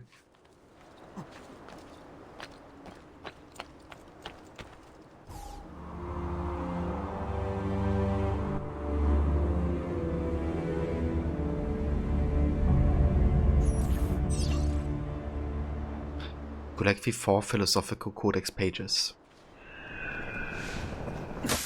And that's one of the reasons why, you know, Bloodlines is important. And at this point, I would definitely recommend checking out Bloodlines if you intend to do like a serious run. And if you have like a PC, I guess, or a laptop. And you can like emulate, you know, PlayStation portable games. But in Bloodlines, you basically see ITE writing the Codex. And those Codex pages. And now in, you know, Ezio's time, they're scattered across Italy for a reason we don't know yet. And we can kind of learn about, you know, what ITE wrote down in this time. It just, to me, it's a really genius way to kind of, you know, connect those two games, because obviously with, you know, that difference of time, it's difficult to make like direct connections. But with the Codex, you know, it really is the perfect medium to make the connection.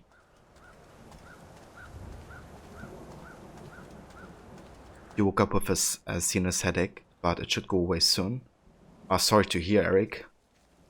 I definitely hope that will be gone soon, and that you feel better with your head soon.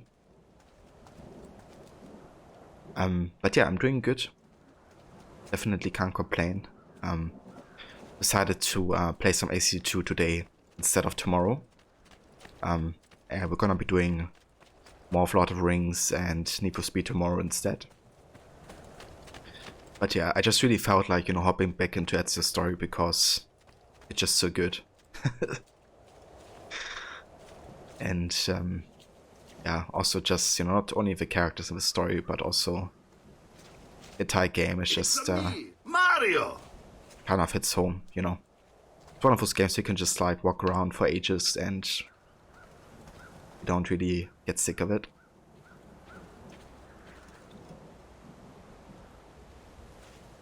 Save a Kobe. Welcome. It's me. How's it going, Kobe? I hope you're well.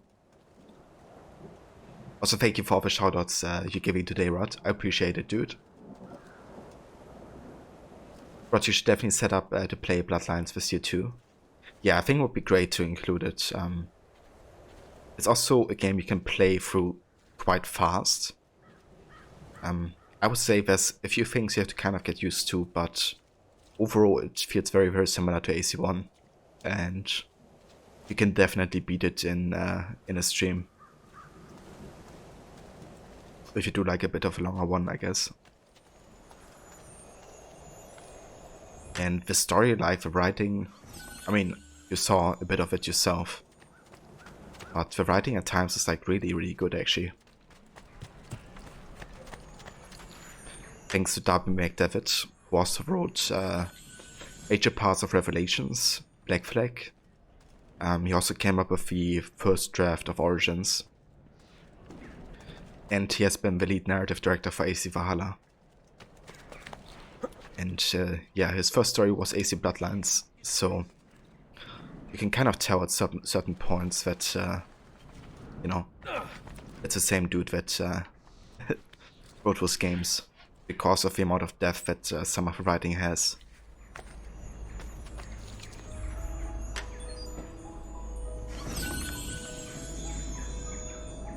Oh, it feels very, very good, Kobe. As always, you know, like this game is just, yeah, amazing. Can't get enough of this one.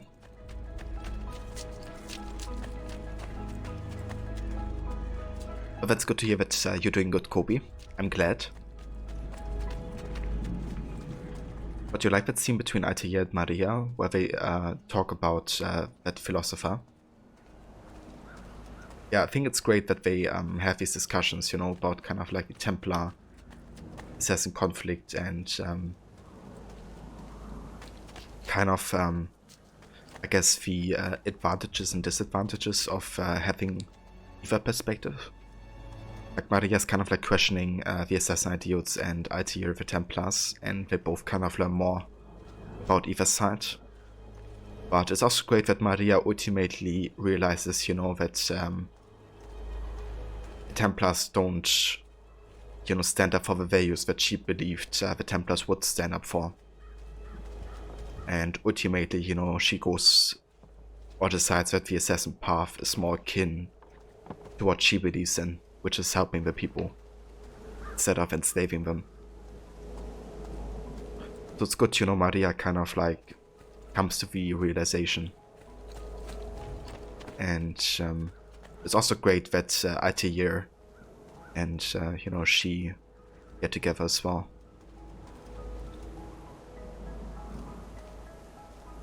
Like Altair and Maria, they definitely are a great couple.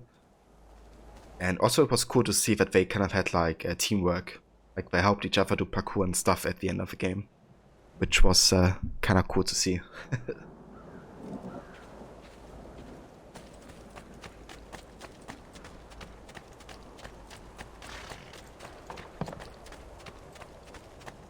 Right, so we have to take a horse.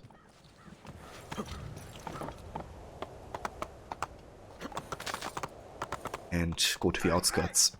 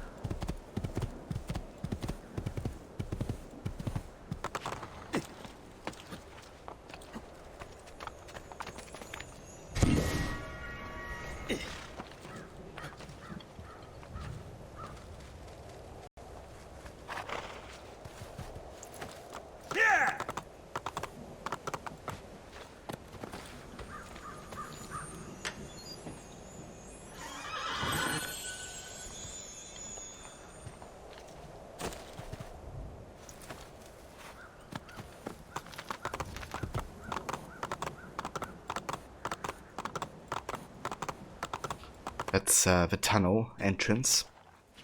We can actually renovate this and kind of get entrance into there.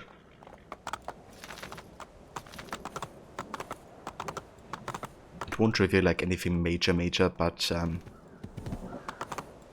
definitely will give us a bit of money.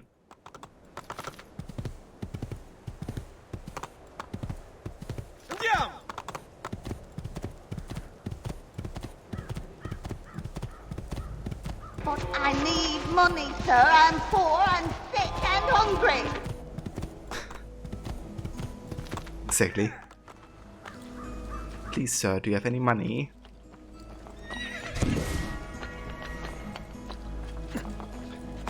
Kinda sad I won't be hearing that for a while.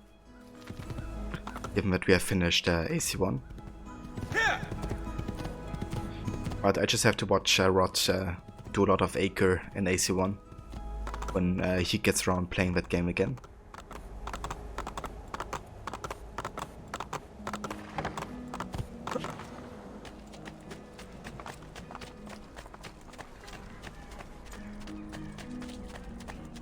Come, friends, I've fresh coffee.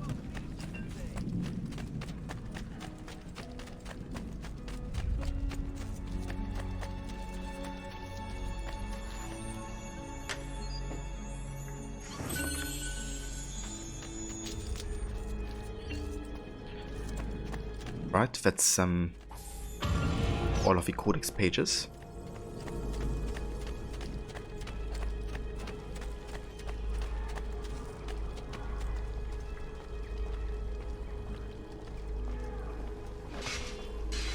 And that is sequence 3 complete. But you can't wait to replay that game either, and to do the main target only challenge with it. Yeah, it's gonna be interesting seeing you do that challenge for sure. I tried something similar with the Creed challenge, of course, though I did allow myself to kill, I guess, for example, like in the streets, you know, like I killed the ones that were like attacking innocents. But in assassination missions, I actually avoided killing anybody but the target. And it was interesting, to be honest. Like some assassinations, it worked really well. For example, William of Montferrat, I think, was it? The dude that's having the beef with Richard. I think that's him. Like, that one was really good, or easy to do to me personally with that challenge, but others were really difficult. But yeah, I'm very, very interested to see, you know, how like you would do with the assassinations, and if you'll make a similar experience, I guess.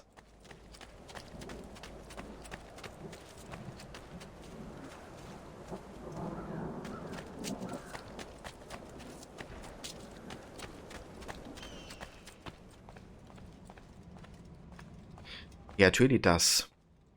And I think it's interesting, you know, like, if you like those challenges, you go for one like these, because it kind of fits with the assassin way, I guess, you know, of a mindset, I guess, of not trying to kill everybody.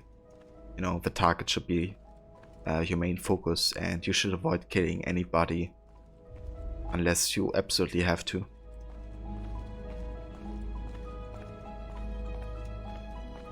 Or, you know, if it's to defend yourself, I guess, or something like that.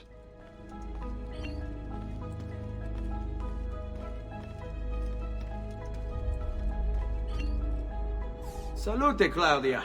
Our uncle is un mostro. This is outrageous. What's happened? He's making me work. If Father was here, I'd never be stuck behind a desk like this. And what are the terms of this supposed enslavement? Since someone decided we're going to stay here, Zio Mario suggested we try and find the money to repair the villa. Problem is, there isn't any. I bet I can bring in some money. Oh, great. More work for me. Well, benissimo. If you start paying for improvements to the town, I'll keep track of them in this book. And since I have nothing better to do, I'll also make note of any objects you bring in from the outside. If you actually get this place up and running, travelers might visit and spend money. Although I doubt anyone will want to come this far out of the city. But if they do, I'll keep the money we make in this chest. You're going to have to show up to take it to the bank yourself. Because when it gets full, I'm just going to take the extra cash for myself. Capito? Deal. But I need money, sir. I'm poor and sick and hungry. Indeed. Yeah, we need to make a lot of money here. To, of course, get all the paintings and all of the weapons and stuff like that. Now, getting all of the paintings and weapons is not a requirement for this playthrough, but I still kind of want to get it.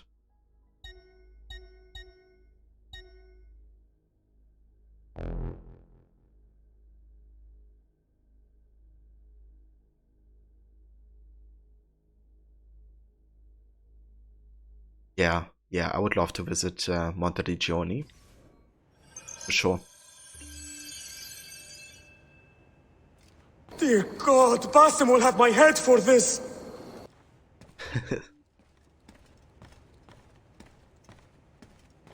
Talk to the villa's architect. Buongiorno. Is there something wrong? Yes, sir. Mario hired me to deal with this mess, but I'm an architetto, not a miracle worker. Without money, I can't fix any of these buildings. And if someone brought you money? Then we'd be in business. You must be Ser Ezio. Am I right? Uncle! I like this architetto! He gets very observant when he can smell mud. If you want to fix up this town, I'm going to need it. I have a price list here for new shops and renovations. Just bring me gold, make a choice, and I'll begin at once. If I build you a shop, you, as the landlord, can purchase goods there at lower rates. If you invest more money in the shop, you get an even greater discount.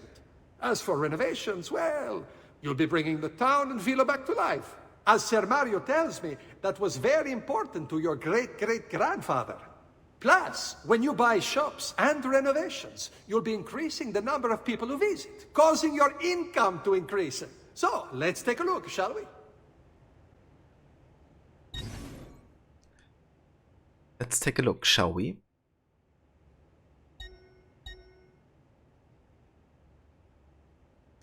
Ah, that's the same Rod.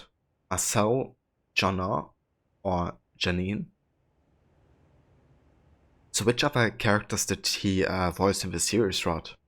Like, obviously you don't have to, like, write every character. But, I wonder if there's, like, any other major character that he voiced. Okay, so we're definitely gonna go for the bank to increase our, value greater than other shops. Also gonna get the art merchant, as well as the tailor.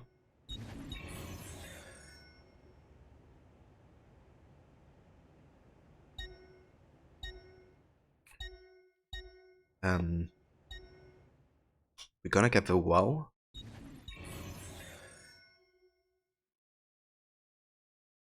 Buon viaggio! Ah, that's right.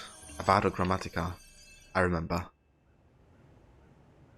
That's so cool, that he's been like there since kind of like the start of the series, really. Buongiorno. Salute, Ser Ezio. Shall we take a look at the list?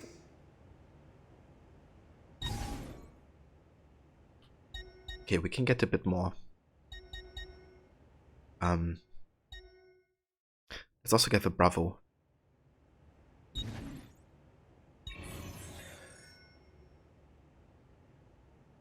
Buon viaggio! Ah, he also played Richard. Interesting. Sounded very, very different. I mean, still similar, of course, but yeah, he did a good job kind of differentiating between the two roads here. And then again, of course, as Grammatica, very different character again.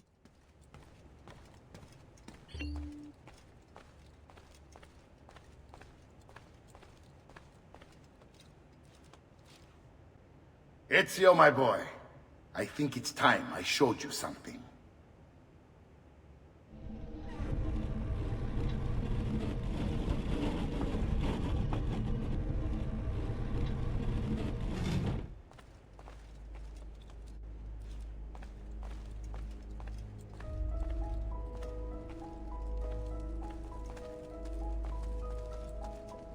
Yeah, same here, Kobe.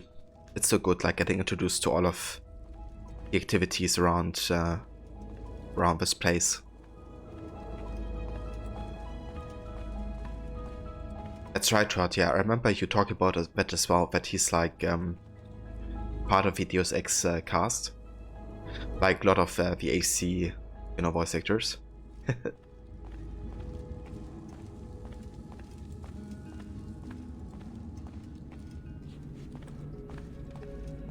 This is the sanctuary.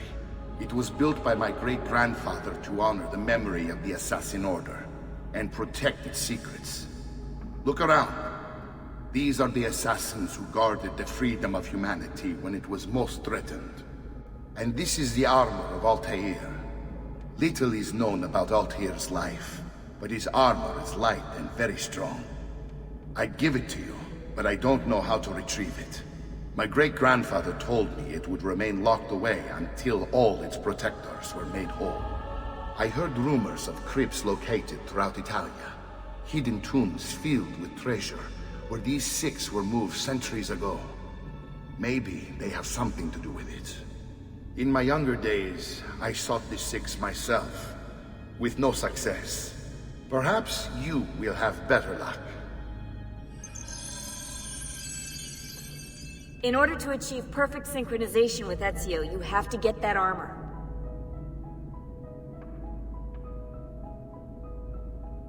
And yes, we definitely will get that armor, of course. Because, well, first it's ATS armor, but it also looks really damn good and is very, very powerful.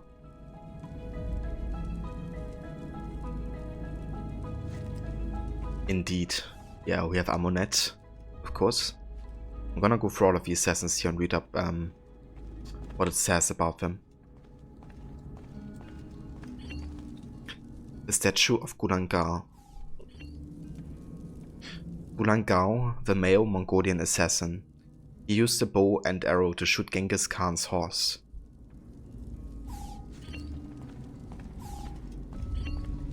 Darius. The male Persian assassin. He used his hidden blade to kill Xerxes, and this was the first recorded use of the hidden blade. So, this is of course the same Darius that you can see in the Legacy of the First Blade DLC. However, he looks very different, and also with his hidden blade on the outside. The way they explain it is that basically AC2 has been wrong in the presentation, and they just been influenced by how the assassins wear the hidden blade since AC1. And given that this is, you know, like, yeah, like, you know, 100 to 1000 years back in time, you know, it could kind of explain how the presentation changed. But to be honest, I kind of wish they would have stayed true to how it was presented in this game. Because, you know, while that reasoning kind of makes sense, I do prefer, like, consistencies. You know, and it would have been cool if they don't say, okay, AC2 got it all wrong. Given that AC2 was the one to establish the character in the first place, you know.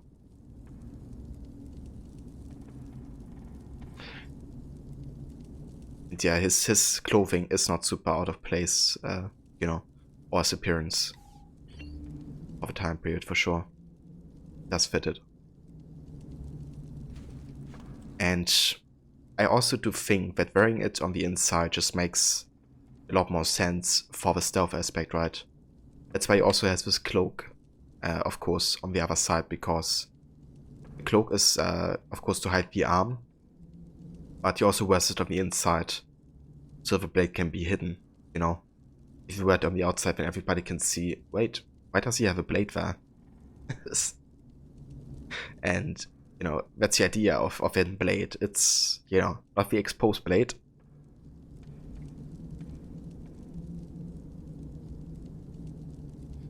Rod, it's interesting that Syndicate's present day contains information about Mario when he was younger, including how he loses his eye. I think that's a really strong part about Syndicate, to be honest, like the whole diary that I think Evie reads about, right? That's a cool thing about Evie as well, that she's like interested in, you know, the history of the assassins and where the shroud has come from as well. Kobe, you fear Eminent was very similar to how her statue looks here, and that was also very far back. Yeah, she definitely looks more similar. I would say she looks a bit more Egyptian with her hairstyle, but you know, later when she becomes Amunet, she kind of has this hairstyle, so that's definitely similar. The major thing that I find different is, of course, the snake. And that's something that also changed with Origins and the comics. Because in this game, you know, they say that Amunet killed Cleopatra with snake. Whereas I think in the comics they showcase that I think Amunet just gives the poison to Cleopatra, but Cleopatra decides to kill herself with a poison. Or something like this. So again, it's kind of like contradicting a bit to what AC2 says about the character. But definitely feel like the appearance, except for the snake, is very accurate.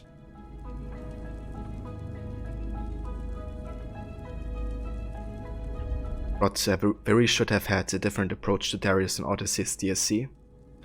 Yeah, I feel like it was such a wasted opportunity, to be honest. You know, because it's such an important character, and you know, it's also about the hidden blade for the first time it has been used, and you know, the fact that you never get the chance to actually have the hidden blade like as a weapon after that, you know, it's really a missed chance. And it even is more of a punch in the face after you get like the hidden blade from Darius, but then you bring it to the blacksmith and you know, you make like a sword out of it, or like the metal that the hidden blade was made of.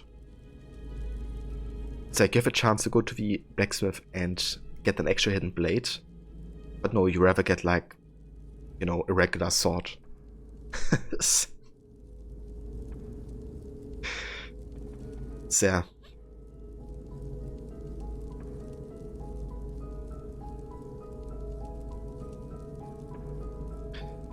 Yeah, Mona definitely looks great. A great assassin.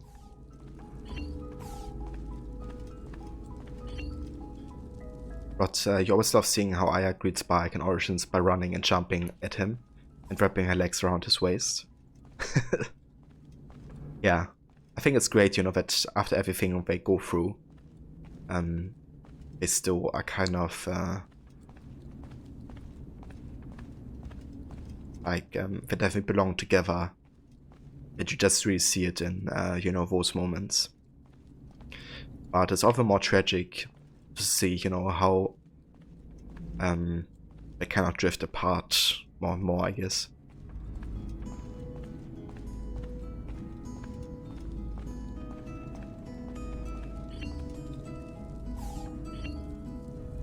The statue of Wei Yu, the male Chinese assassin. He used a spear to kill the first Chinese emperor, Qin Shi Huang.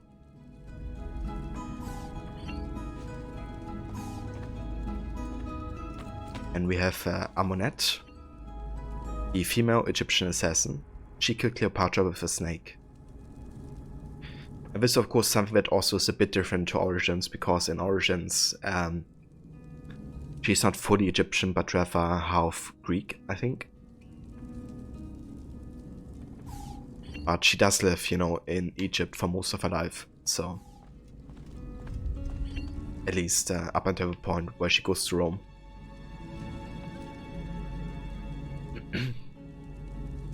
But it's ridiculous. You get that Darius and Xerxes living in the same in the time period they do.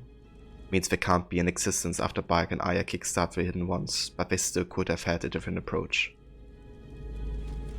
Yeah, you know, and like you know, obviously you talked about it, I think, a couple streams ago as well. But assassins have existed before the Assassin Brotherhood. It's just, you know, this form of organization just hasn't been a thing yet, but obviously assassinations have been a thing since ever. And that definitely gave a chance for Darius to still be very assassin-like and have like more of a focus on, you know, even like some of the philosophies that come with it, you know. It's not like the Assassin Brotherhood invented, you know, the truth that is behind, you know, their creed or the tenets. They just, you know, they did write it down and they kind of embrace it, but it was always something that always was there. Like, obviously, if you look at the ESO timeline alone, you know, that's like 75,000 years ago. And the same things happened there. Like, you know, Adam and Eve, they did embrace the creed in a way, I guess.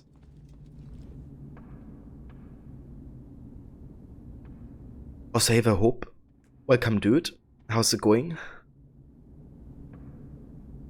And welcome back, Levy.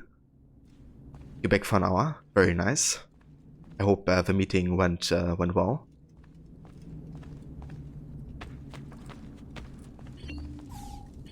We have Iltani, a female Babylonian assassin. She poisoned Alexander the Great.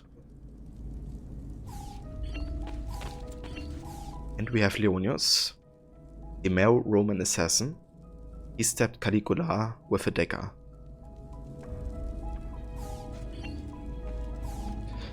So yeah, each of these assassins has a tomb in Italy, and we can find the seal that we can place for each statue in those tombs. And once we have gotten all of the seals, we can get RTS armor. And yeah, this is again, you know, one really great side activity that AC2 has. My favorite in combination with the glyphs, of course.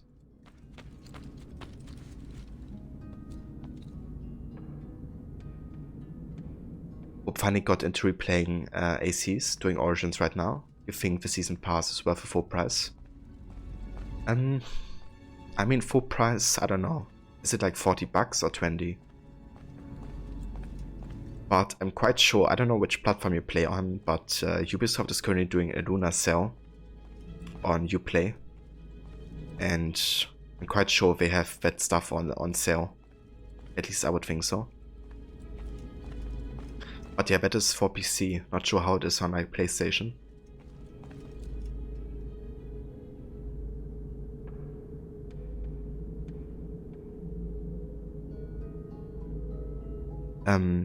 Rod, it was you that told you that there are some aspects about Cleopatra death that scholars are debating as whether they are true.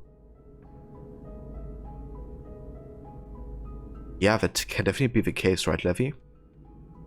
Like, obviously with a death like poison, you know, it's kind of like debatable as well. Has it been self-inflicted, or, you know, has somebody else done it?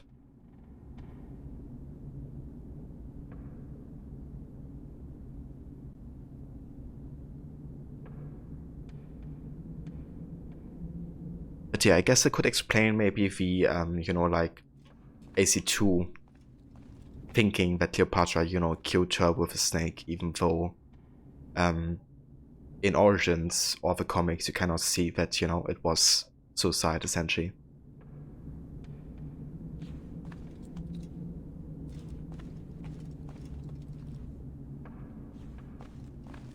PS4 doesn't have it. That's a shame, dude. I think it wasn't too long ago, like a week ago or something, that I went through the PlayStation deals and it had Origins Gold Edition for 15 to 20 bucks. I mean, that's less expensive than, you know, the season pass alone. But yeah. So I would say if you are a diehard AC fan, then the DLCs are worth 30 bucks, in my opinion. But most of the time I would wait for a sale, because Hidden Ones isn't too long. Curse of Heres has definitely good amount of content though. But yeah, 30 bucks, you know, is definitely a lot. Especially if you consider, you know, what type of games you can get on sale for that money, I guess. Like, you know, if you compare to, like, for example, Witcher 3 Game of the Year Edition, you can get for like 10 bucks if it goes on sale sometimes. And that's like, you know, a huge amount of content and great stories and stuff. Versus like, you know, 30 bucks for like the season pass for Origins, which is also great. But yeah, for, I don't know, for like DLCs and season passes, I usually just wait for sales. Because I feel like overall they are a bit overpriced most of the time. If you know, go for like full price, I guess. But it always depends, you know. Personally, I would probably pay 30, but I'm also a diehard AC fan.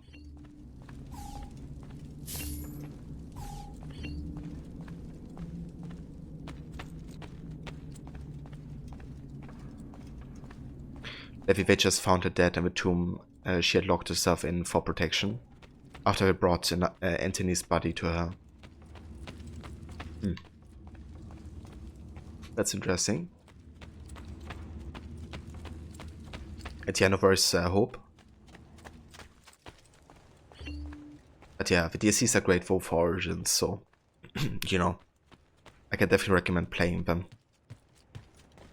Just a question of, you know, like, do they get a sale on PlayStation every now and then or not?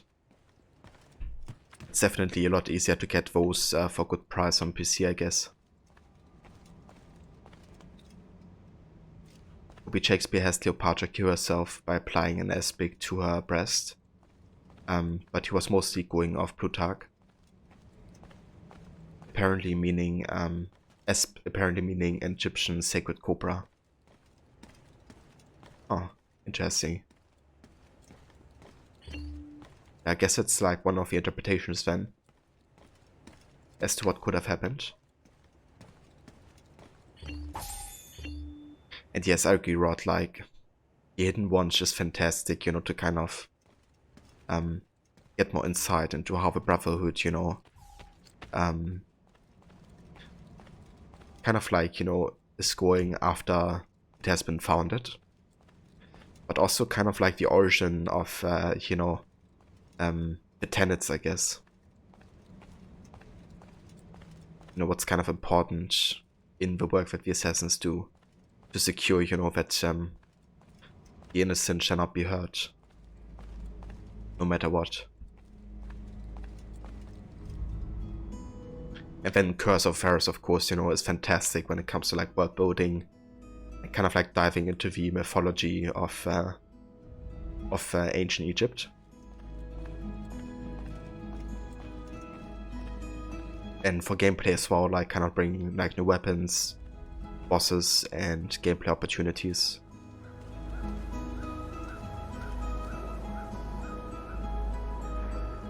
I'm pretty sure that inspired Romeo and Juliet, by the way, because according to the official theory, Antony killed himself after hearing that she had died.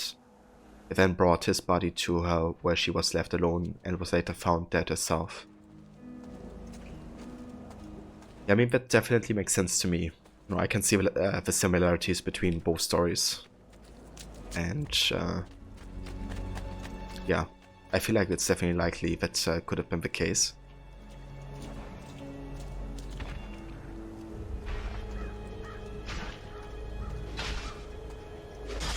Kobe Romeo and Juliet was inspired by a poem, but maybe that poem was inspired by Antony and Cleopatra's story. Yeah, that could be as well, you know, kind of like a chain of inspiration. One thing leads to another, So there can of course also be these like indirect influences, I guess.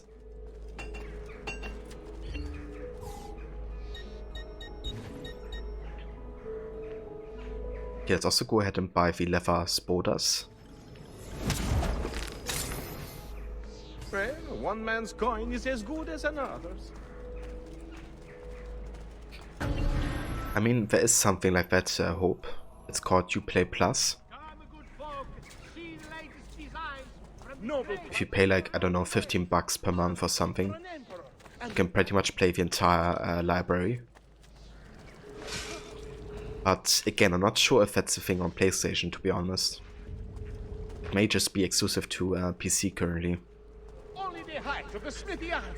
I'm sorry, I'm a bit oblivious to consoles sometimes because I'm just so much on PC. But yeah, it could be that it's you know, not on PlayStation just yet.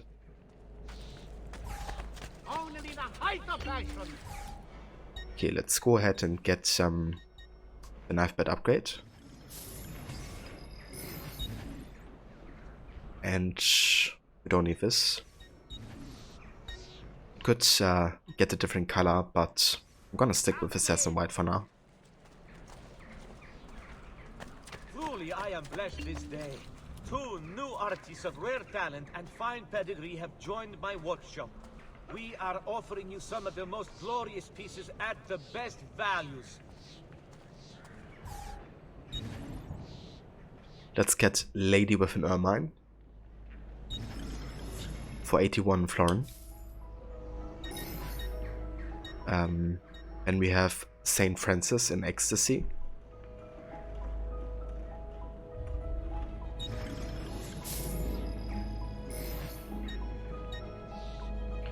And that's all I'm gonna get for now. Thank you. Do come again. Come, friends. I got leeches today. And yeah, that's a verse levy. Phone tapping and autocorrect can be like that sometimes. But hey guys, I'm gonna take my first break now. and get some water, stretch my legs, take a bathroom break, all that. But I will be back in a couple minutes, and then we're gonna continue with the next sequence, which is sequence 4. And yeah, make our way back to Florence, I think. Cheers, Rod. Thank you, Amici. But yeah, I will see you in a few, guys.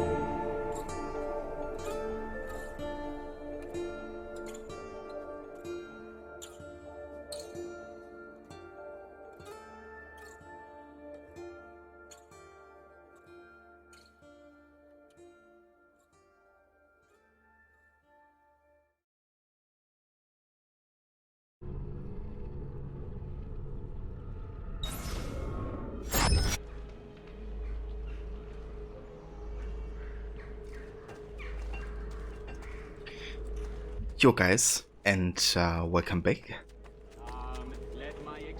Thank you all for staying tuned, and yeah, let's play some more AC2, shall we?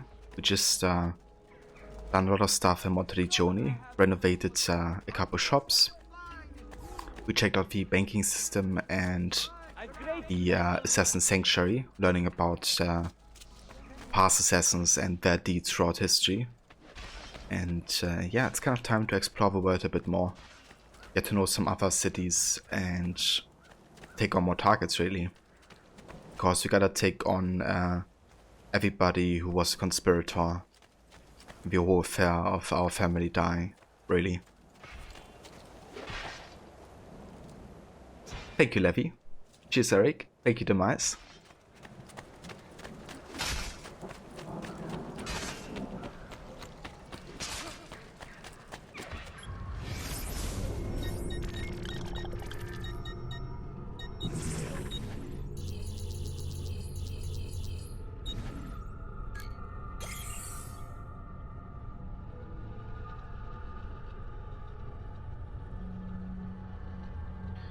Okay, so in Monteriggioni we only have one feather left, and we also know where that is, which is right atop the entrance.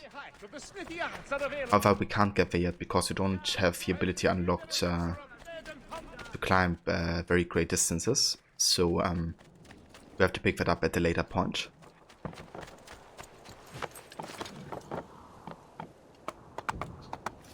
Thank you, Soul. Thank you, Rod.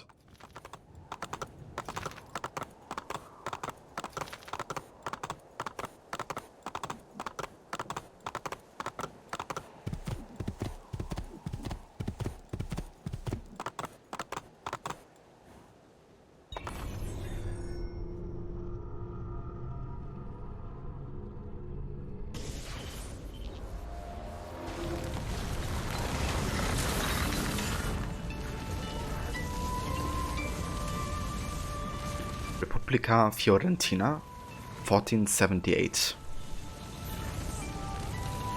So this is 2 years after the story started. 2 years since Ezio's father and his two brothers died.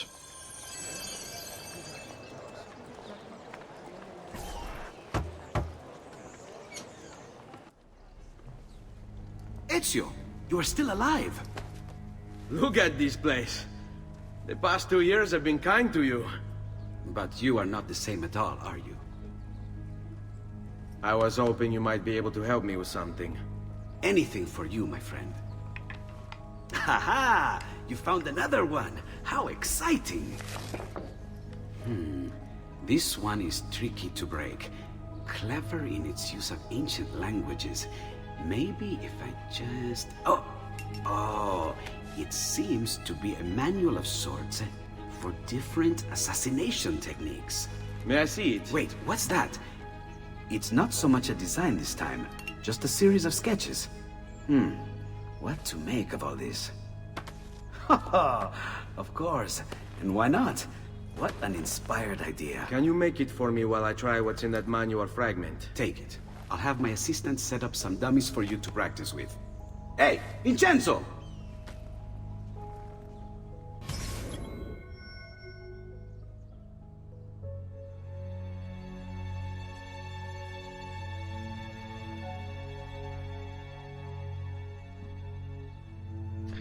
Leonardo had an assassin ancestor in 1191.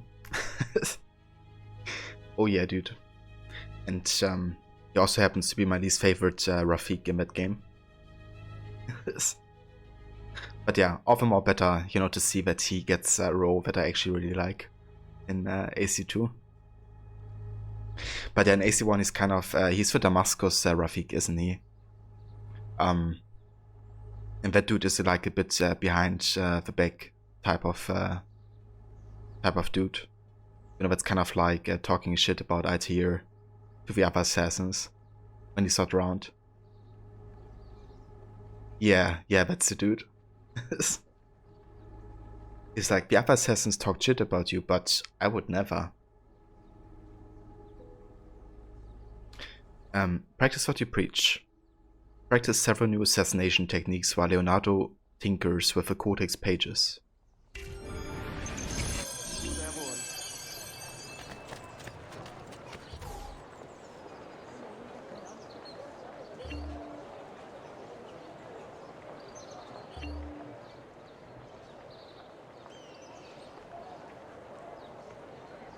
Yeah, best of luck to you, Levy. I hope everything goes well.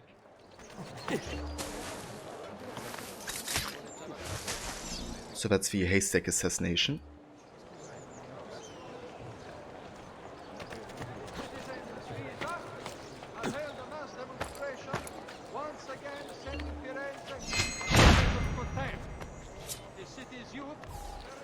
And we have a ledge assassination. That's actually a thing that also is in AC Bloodlines, which ITA can do at this point. Then we have the air assassination.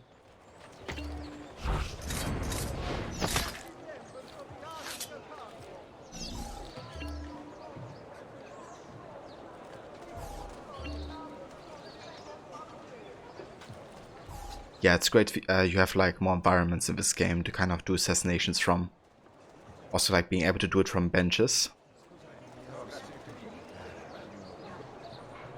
Indeed, Rod, yeah. I think it's great you kind of have like, you know, those similarities. Also, Black Flag has, you know, something similar to when Edward kind of has to prove that, you know, he's an assassin.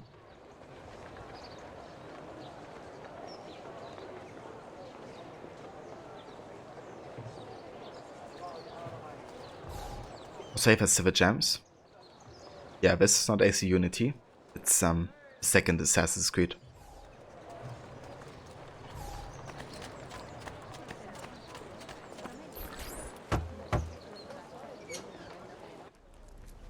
I've done it. Come quickly. Look. Take it. Try it. Thank you, Leonardo. Non c'è di che. There's someone I need to see while I'm here. I cannot approach him publicly. Would you know a way? La Volpe. The fox. Shh. Capisco. But do you know where a fox might roam? Perhaps near the Mercato, where the thieves dwell. Sta attento, amico.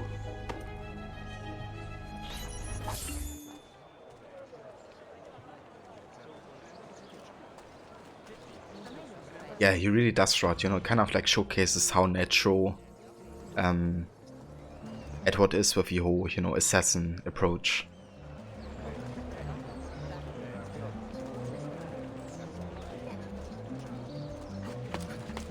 I'm sure I have just one somewhere in the back.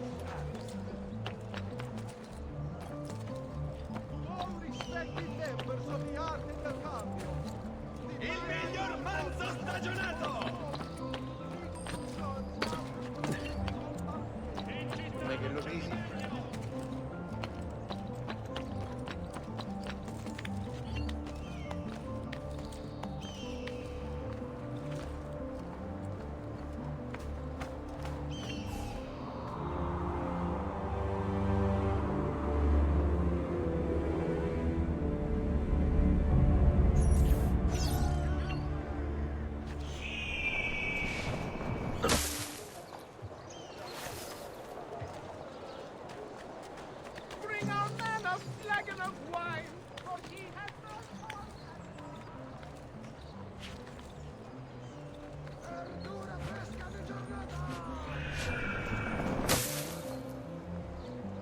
Yeah, that's what I wanted to do. He must have Il Cagasangue moving like that.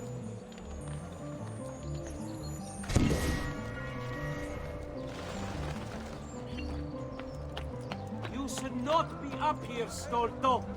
Why are you up here? Leave, Dorpa!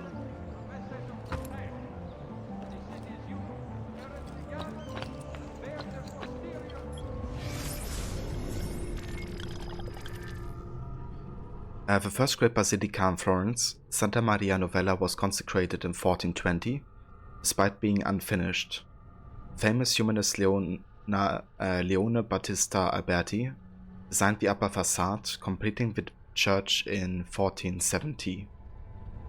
However, Santa Maria Novella's origin extends back before the Crusades to an ancient oratory, located on the same site with a hidden tomb underneath. As of today, the tomb has not been uncovered. On a related note, one of my favorite quotes is located inside the basilica, written on the image of a tomb. I was once what you are, and what I am you will become.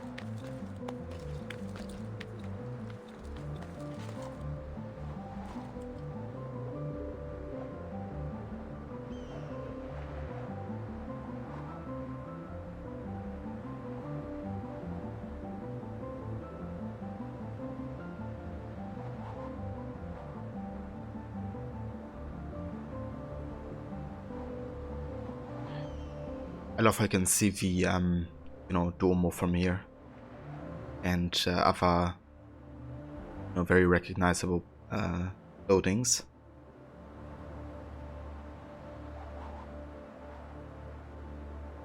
Oh yeah, it really is, Eric. I remember back in 2009 when I played this, and kind of like seeing that view and just being completely in awe of kind of like the size, but also the amount of like detail, right, and like how dense everything is. Like, it really did feel like a city.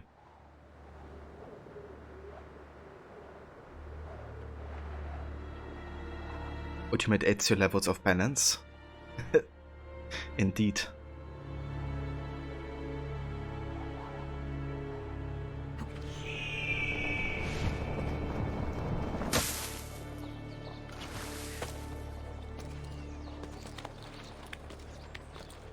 I have not. I have never been to Italy, in fact.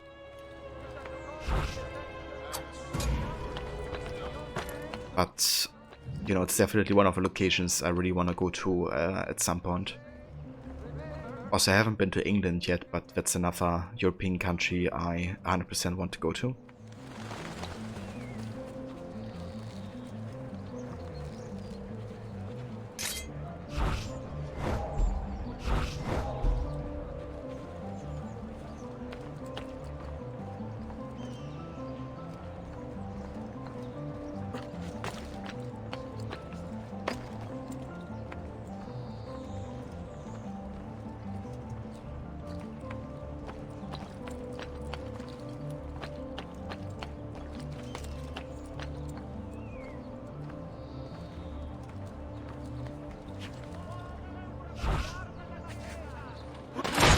I see him! There!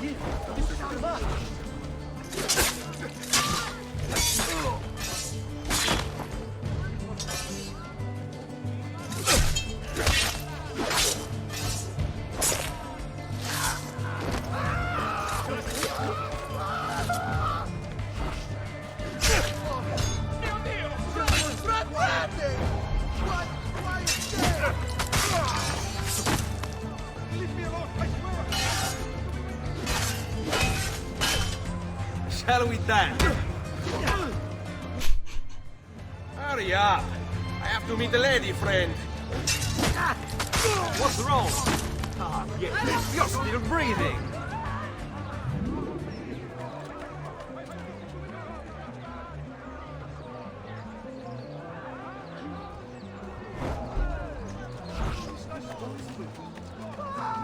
That's me. Time to go. That's me. Holy Father, protect. The devil grows bold. Poor tangled mass of flesh. To think one human would do this to another. I should get help. These quotes for. With this pissing contest. I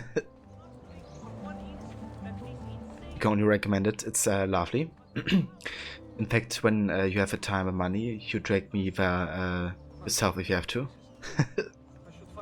Yeah, I would love to have, like, you know, make like a visit to Italy and kind of like see the major cities, but definitely, of course, the cities that you see in AC2 and Brotherhood.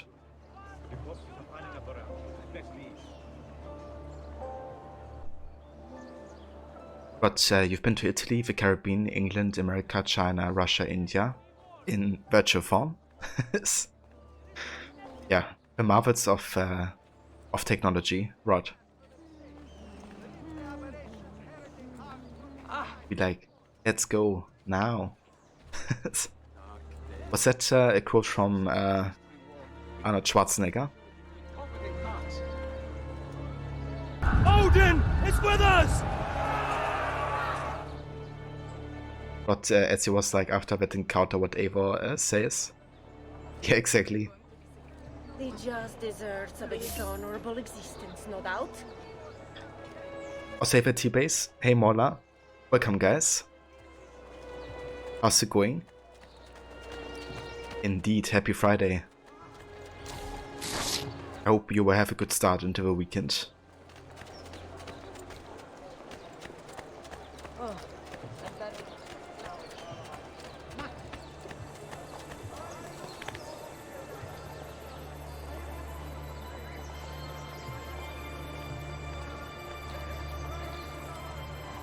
I see Levi.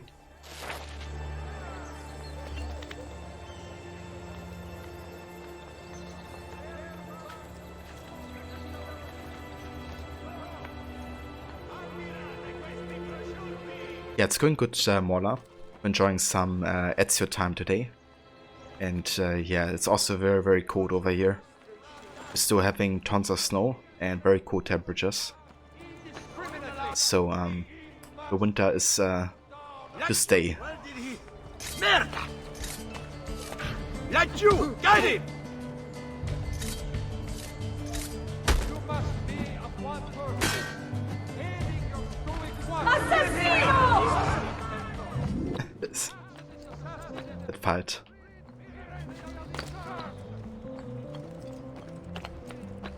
Assassino.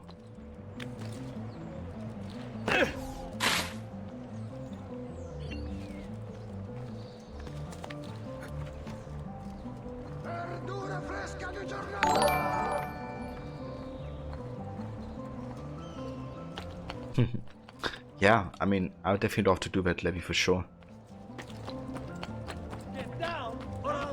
You know, once that's actually an option again, I guess.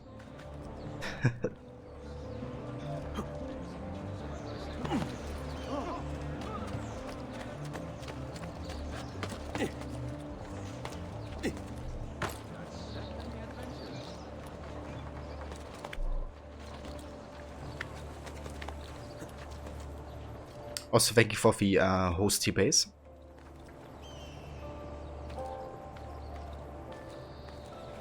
What are you fantastic today? Ready for the weekend for sure.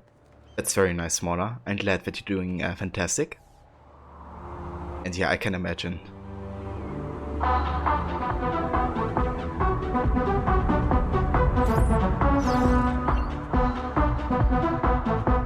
T-Base, dude.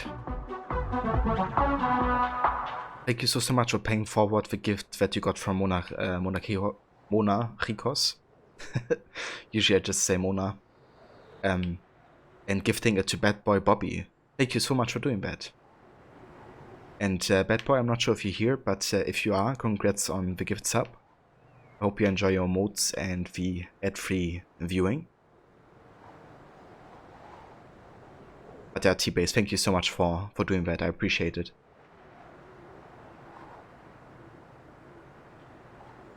Like 5 years, Levy? Pretty much, yeah. Well, I guess we have to see.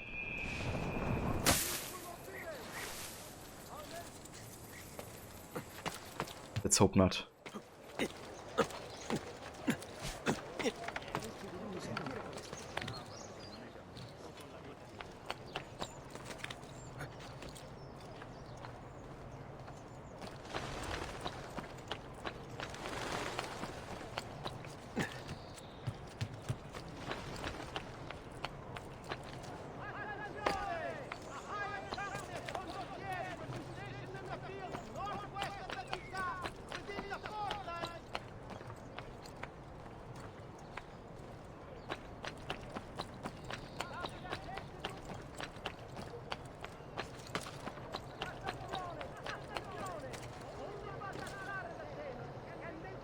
Hey Vamona, welcome.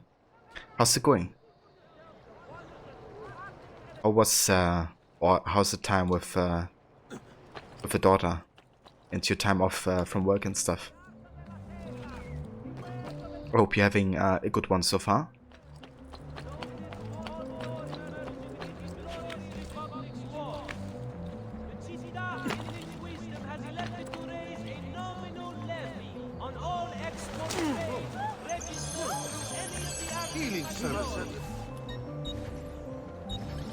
Trust me, you'll soon feel much better, friend.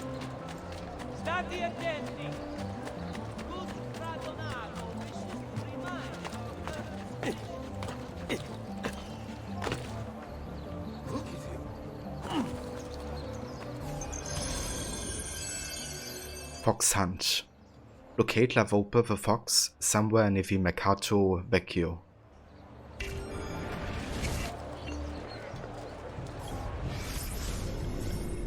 A center of Florentine business, the Mercato Vecchio served all of the shopping needs of the city.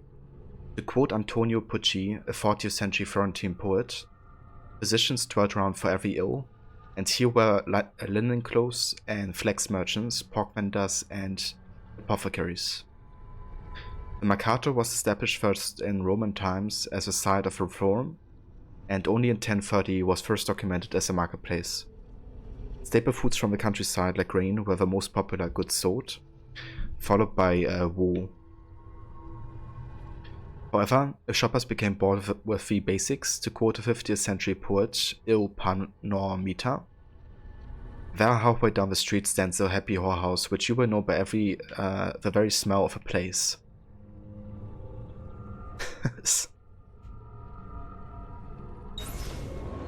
Okay. And this place also has another animus glyph, which is right there. Let's check it out.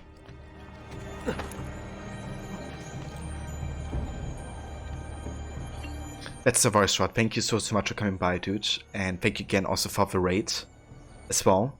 I definitely hope you have a good rest and a good night. And yeah, guys, if you haven't checked out Rod's channel yet, he's a huge fan of Assassin's Creed as well, playing through Origins and Valhalla currently. And yeah, he's going to do that tomorrow and the day after. So definitely stay tuned for some AC content on the weekend.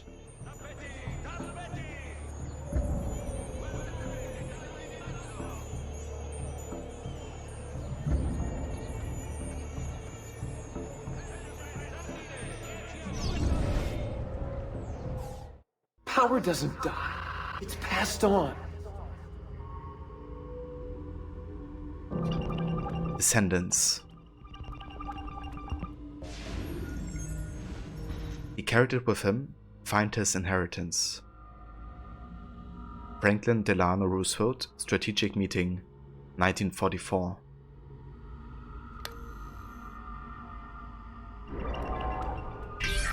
Piece of Eden 3. Houdini beginning the Chinese water torture cell escape, 1913.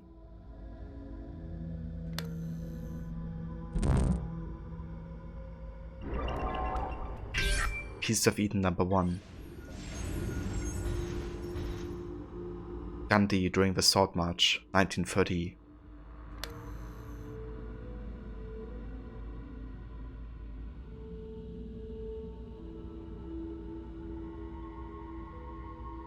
That's no worse or rot. Always happy to give you a shout out, dude. You definitely deserve it. And yeah, I will check out your AC streams for sure on the weekend. Looking forward to see you play both Origins and Valhalla. But yeah, have a good rest, dude, and I will catch you next time.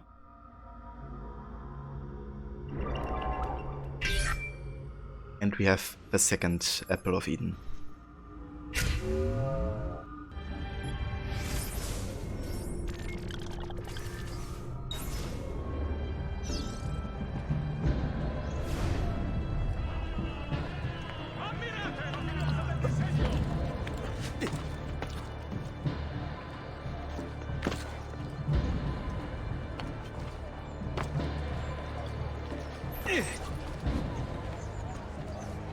What?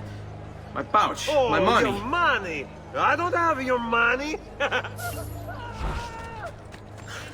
Get back here. Make me. Renaissance thieves were usually wanderers who could vanish at the first sign of trouble, making it hard for guards to track them. Black market business in Renaissance Italy was booming. Muggings in the major cities were fairly common, as were murders.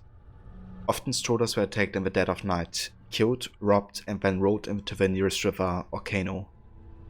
Even if a thief merely stole rather than killed, the penalties if caught were often unduly harsh. Torture was common. Thieves were put in stocks and sometimes even publicly executed. In order to avoid punishment, thieves often created bonds of trust amongst each other. Each was supposed to tell the rest his dirty secrets, which meant that each thief potentially held his comrades' lives in his hands. Rebecca, I bet those thieves can work with you to distract the guards, and if you start a brawl, they'll probably fight with you. Just go talk to them. I'll tell you their price. You're making a big mistake, my friend. I really have no interest in hurting you. So give me back my money and we'll call it even. Not so fast. What do you want? Who are you? They call me many things. Murderer, tagliagole, thief. But you may call me La Volpe. At your service, Messer Ezio. How do you know my name? It is my business to know everything in this city. Isn't that why you're here? Indeed. I need to find someone. To know where he'll be before even he does. Who? Francesco de Pazzi. There's word on the street of a caravan just arrived from Roma. A secret meeting at sunset tonight. You can learn something of Francesco's whereabouts there. Do you know where it is to be held? Ma certo. Let me know when you are ready, and we'll go. Ah, yes. Here is your money.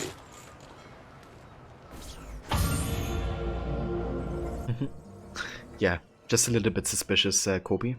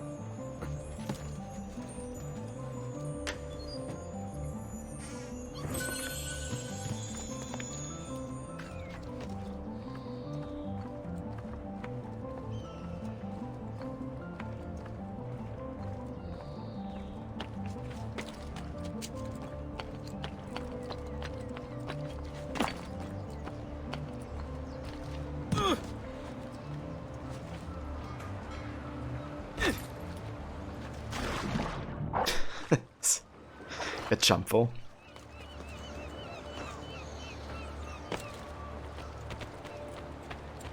Guardate che meraviglia queste spigole!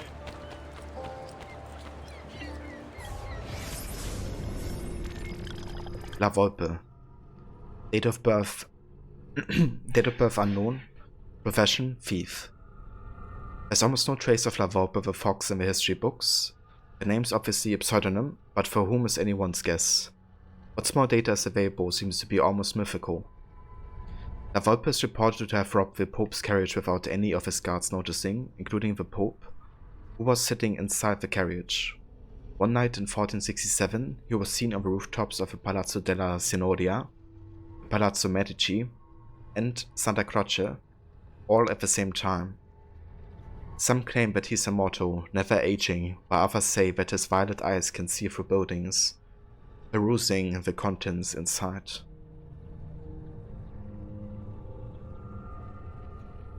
Reverse Levy, I hope the meeting go well, and yeah, I'll talk to you later.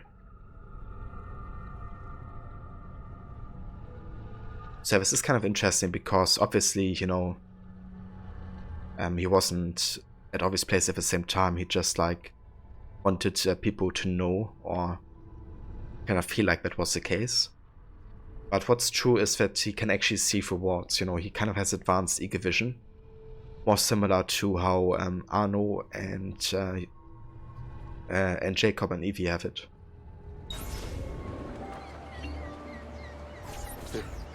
Follow me, but we must move fast. Think you can keep up? Nessun problema. See you there. Meet La Volpe at Santa Maria Novella.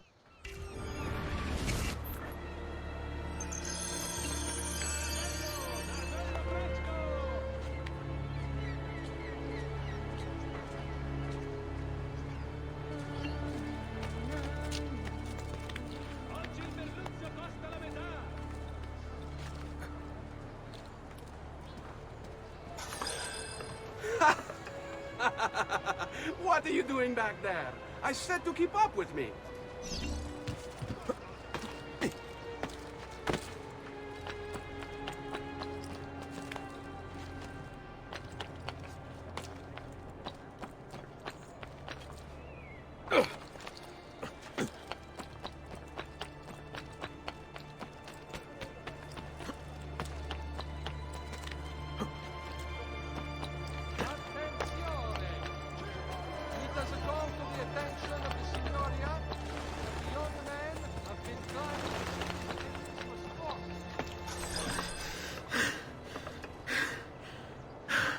Here we are. Francesco Di Pazzi is meeting his people inside that church. How do I join them? There are catacombs that run under the city. They will lead you to a place where you can eavesdrop on the meeting. Grip that stone handle. Turn it, then slide it down. Thank you for all your help, Volpe. Buona fortuna. Buona fortuna.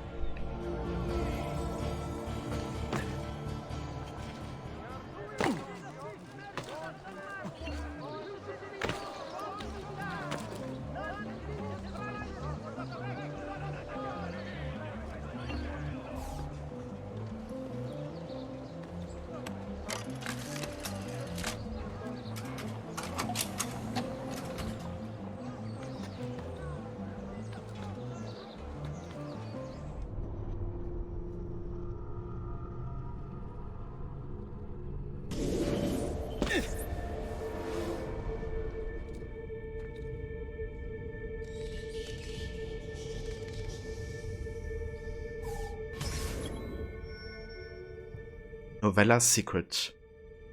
Infiltrate Santa Maria Novella's catacombs to reach the Templar meeting.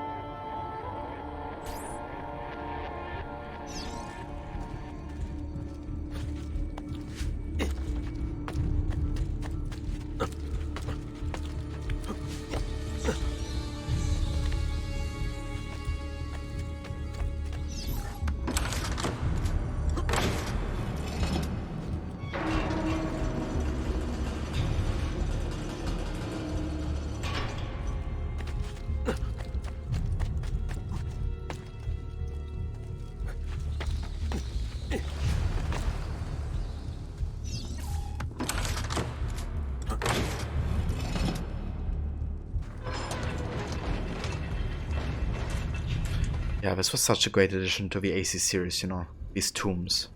The first time they actually appear like this in the game. And what's kind of cool is, you know, that it's directly influenced by Prince of Persia. Especially the sense of time, because it's been the previous game to Assassin's Creed 1 that the developer worked on. So the creative director of this game and AC1 has also been the creative director of Prince of Persia: The Sense of Time, and that's where the whole like concept of, you know, these tombs come from in Assassin's Creed.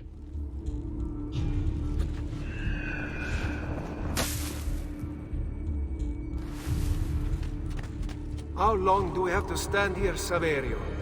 It's so cold. What do you want, Ilario? Messer Pazzi is paying us good money to watch the entrance, and the dead won't try to murder us. I can't wait to go home to Elena and tell her how much gold we made tonight.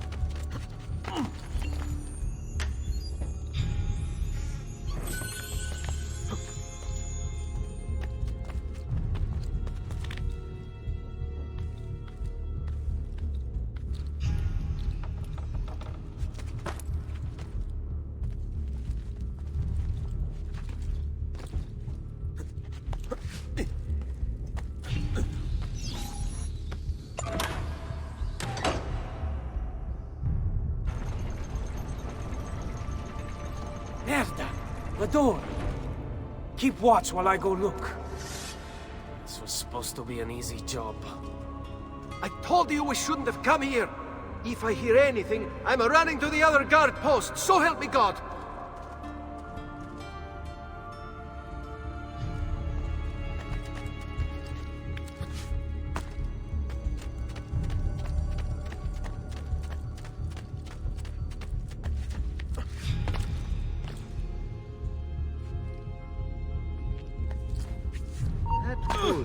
Saverio!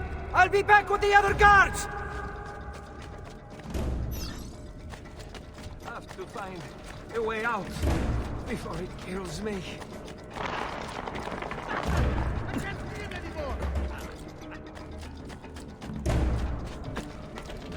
I love these tomb chases.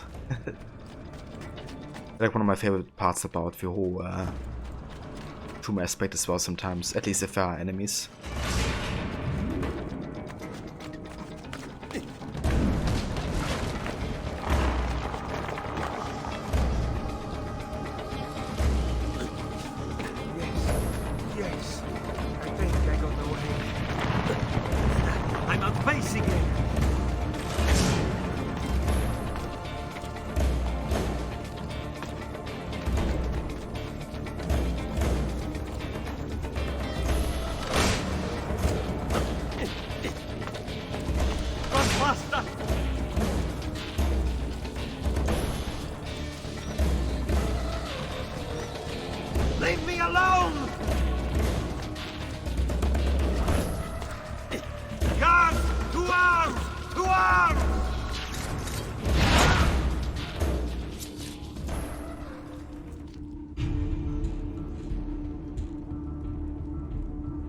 what's kind of cool about this is, you know, there's like two scenarios that could have happened. One is of course that we kill him and he can't alert the other guards, which allows you to be stealthy. The other one is that he will survive, tell the guards about it, and they will prepare for you to arrive. And combat is kind of inevitable at that point.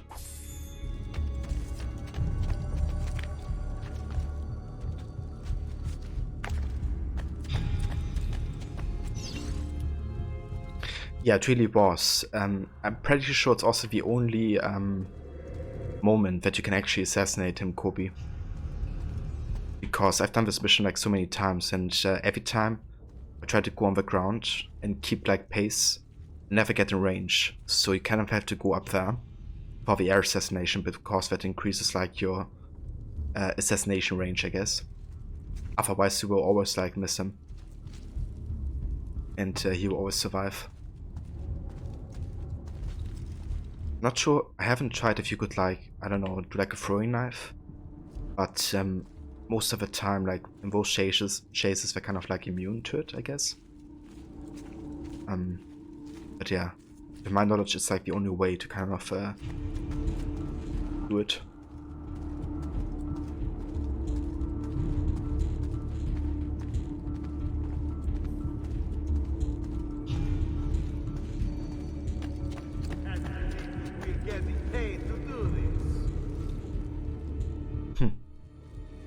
We're getting paid to do this.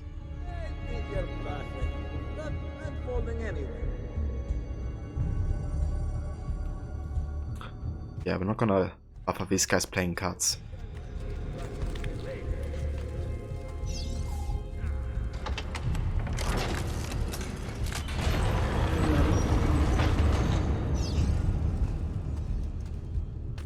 Et benedictio Dei omnipotentis, Patris et Filii et Spiritus Sancti, descendat super vos et maneat semper. Grazie, Padre. Bernardo? It's all here. Swords, staves, axes, armor, bows. Our men will want for nothing. I take this gift to mean the Pope consents. He gave his blessing to the operation, as long as nobody's killed. We're all set for the Duomo in the morning, Signore. The bait's been laid, but it wasn't easy. His fool brother keeps changing his plans. See, we'll need to be on hand to make sure Giuliano even gets out of bed for church tomorrow. What is it, Jacopo? Do you think they suspect something? Impossible! The Medici are too arrogant or too stupid to even notice. Likely a bit of both. Do not underestimate our enemies, Francesco. Or have you already forgotten how your son was murdered? We'll suffer no such surprises this time, Maestro. You have my word. Molto bene. I should be off. I've some other business to attend to before I return to Rome. Gentlemen, tomorrow a new sun rises over Firenze. May the Father of Understanding guide us. May the Father of Understanding guide us.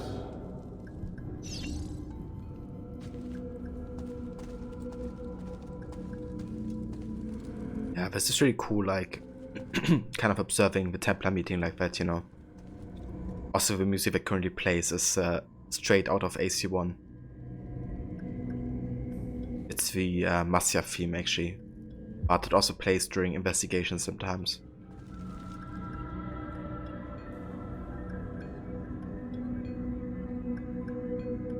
Oh yeah, Francesco has the same voice actor as Rodrigo, doesn't he? Oh, sorry, no. He has the same voice actor as Cesare. And, yeah, Rodrigo is, of course, the other dude. Sorry, I mixed it up. But I do think it's funny that, you know, Francesco has the same.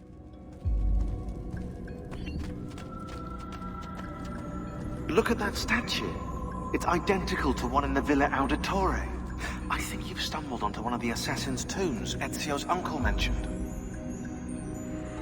Also that Cesare kind of ended up being, you know, Barnabas, like voice actor-wise. Tombs in the database. Like Barnabas is such a kind-hearted dude, you know, and so friendly. Even Cesare is like exact opposite, pretty much.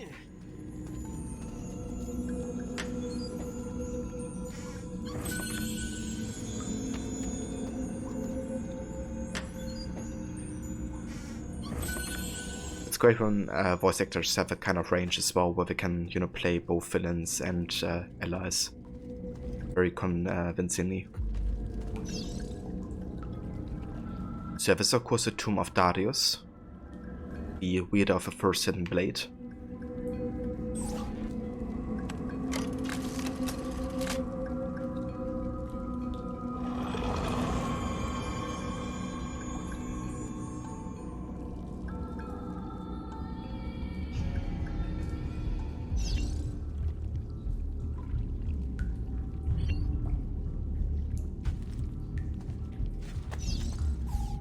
And that is the first assassin tomb done.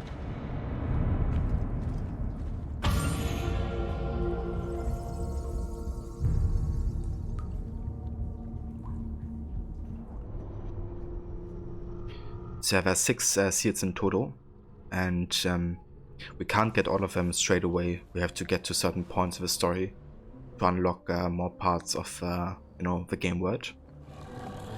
But by sequence 9 or 10 we can definitely unlock it and wear it.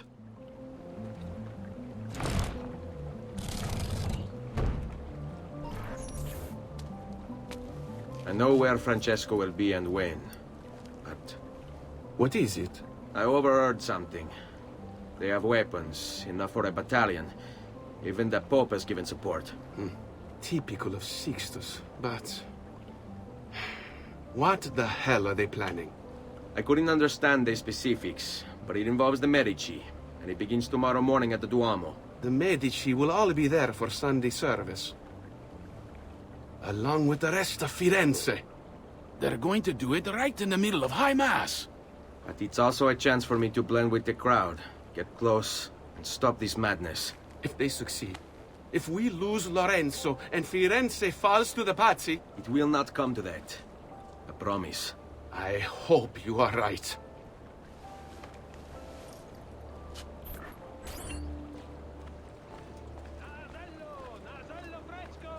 Yeah, the armor of Altair is just amazing, both in, you know, how good it is in like raw stats and the fact that it can't be broken, but also how it looks in combination with like the fashion of Renaissance. This really looks so nice. The arm part of the outfit always reminds me a bit of Leonardo da Vinci's clothing as well, actually.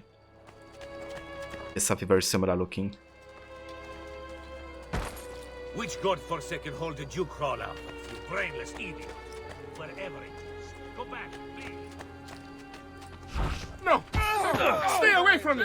The new mines are making my method working quite Shall we affordable. just pretend that was actually...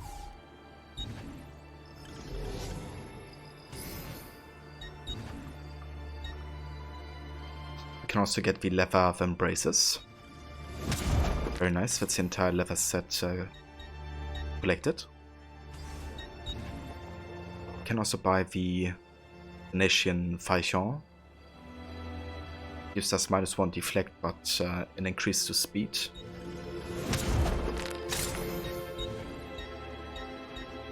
And then we can also get the knife, which gives us more speed and more deflect.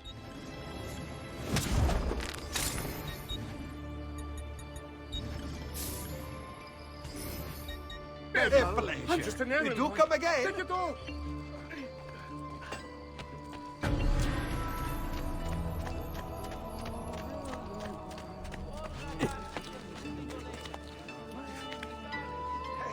Why, there I thought for hours you might injure.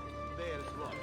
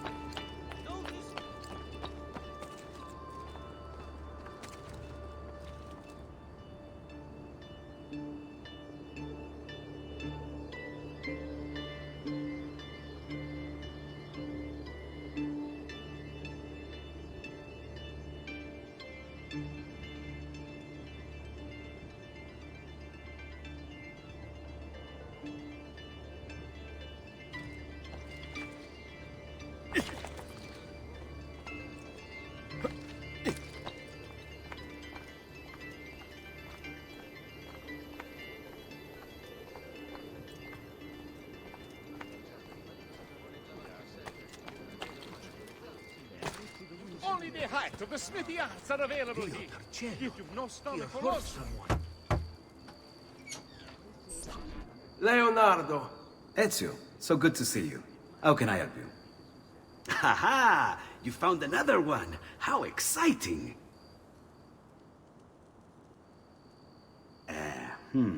Up. Then you just take the inverse. There! Oh, it's that small Codex Pages deciphered. I also want to read the Codex during the playthrough this time, instead of reading all of it at the end.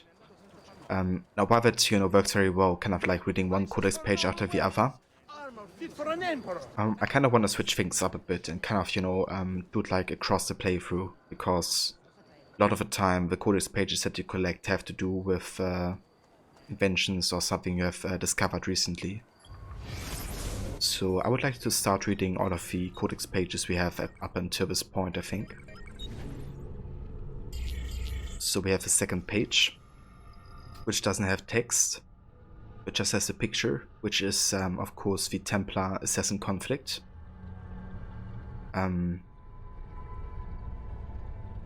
It's also kind of showcasing the conflict of religion, of course, in the background.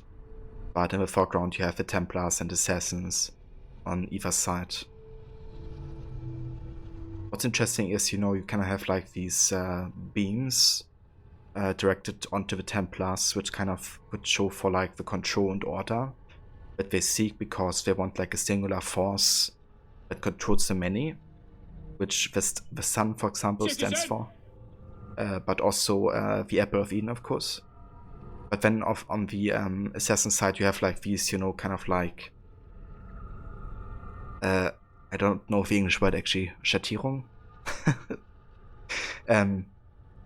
It's kind of like, that they're hiding in the shadows, I guess, kind of type of a deal. Kind of underline, what each faction, I guess, stands for, in a way. But this is, of course, also the, time of the Crusades in 1191 as well, which was a big, religious war.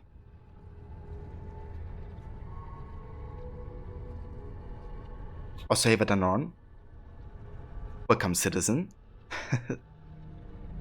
It's going good, thank you. Yeah, we are finding out a bit more about the Assassin Templar lore. How's it going for you today? We also have page 3, which again is only a picture. Kind of showcases the mechanism of the hidden blade. So this is how Leonardo could actually build it for Ezio and repair it as well.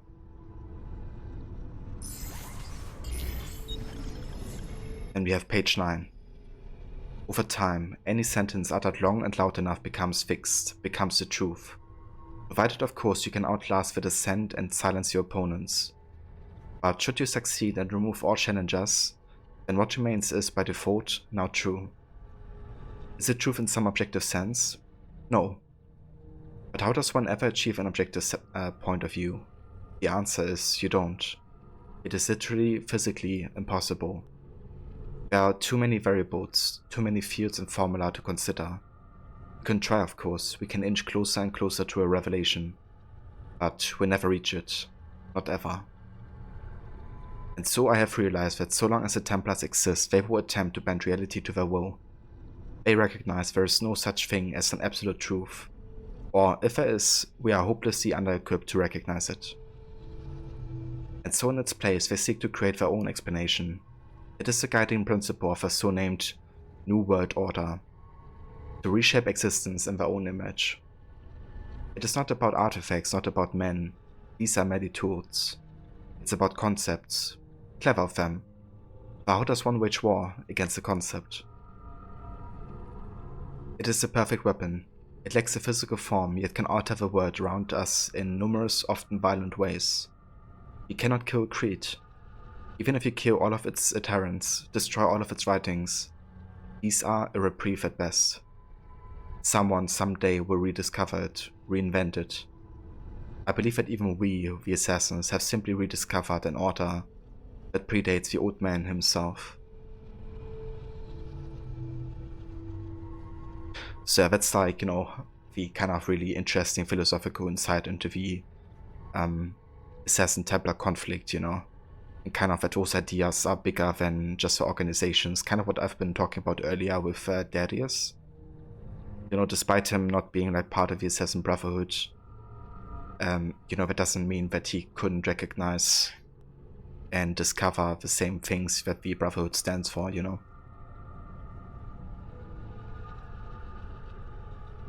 But it's of course, you know, also bigger than just the Assassin Templars. It's actually, you know, very much philosophical in, you know, more senses. Like, it's also about life in a way, you know, and how you or we perceive, you know, what is truth or what is not. Because what's true for somebody, you know, may be false for somebody else.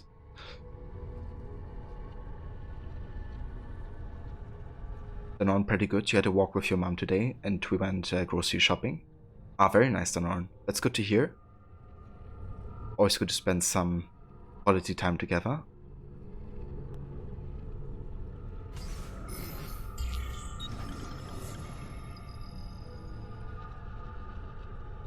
So next we have a picture of a religious leader, it looks like.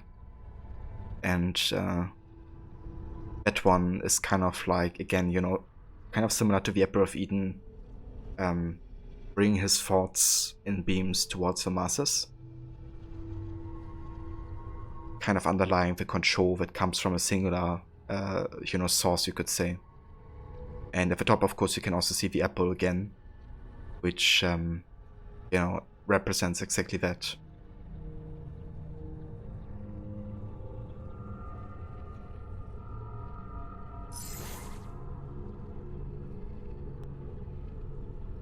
Way too cold for you?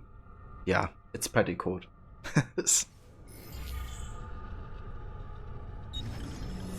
But to be honest, I kind of like it. I enjoy cold weather, like minus 10 degrees, more than around 0 to 5 plus, I guess. At least it's not like wet the entire time, you know?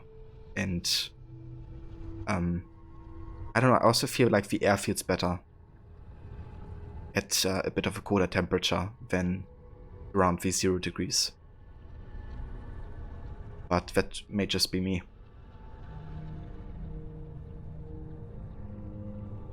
Next we have the solar system. Basically, you know, disproving the general belief that everything is, you know, circling around the Earth.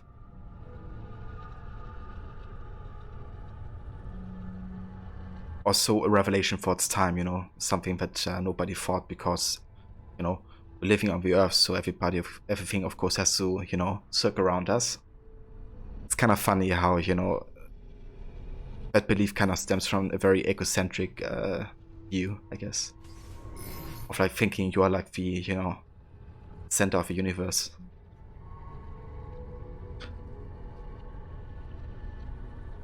Then on, you're in the late spring. You're the late spring, late summertime guy. Not too hot, not too cold. A little breeze of sunshine, and you're happy. I mean, that's fair, you know. Like, I do like that as well, for sure. But if it's the winter time, then I definitely prefer like a bit colder. Also goes to, you know, summer and spring, though I definitely don't want to have snow. I definitely do like, you know, the seasons. Eric, minus 15 is what you woke up to. Okay, that's pretty damn cold. I think we currently have like minus 8 or something. Do you have to like shovel a lot of snow? Or is it like not lots of snow falling currently?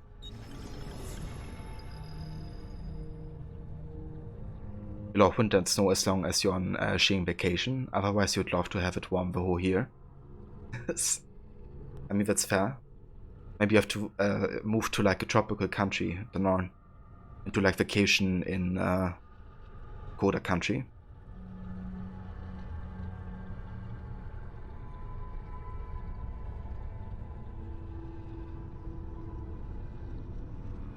More like at this point you would take seeing the seasons through a window, moving to St. Thomas.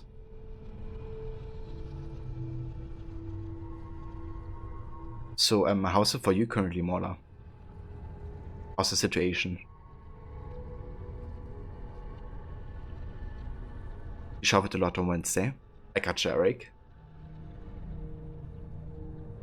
Yeah, I mean, you guys in the States, and especially like towards the East Coast, definitely get colder temperatures and more snow than we do on a regular basis. At least as far as I know. Just buy a house in the southern Spain and live there the whole year, except when you wanna go skiing. Yeah, pretty much like that. Or like Italy. Or like cold snow and ice on the ground, eye-watering cold. Damn, dude. Yeah, it seems like almost everybody in the Northern Hemisphere is currently having like really cold temperatures and snow and stuff. At least most of the people I talk to.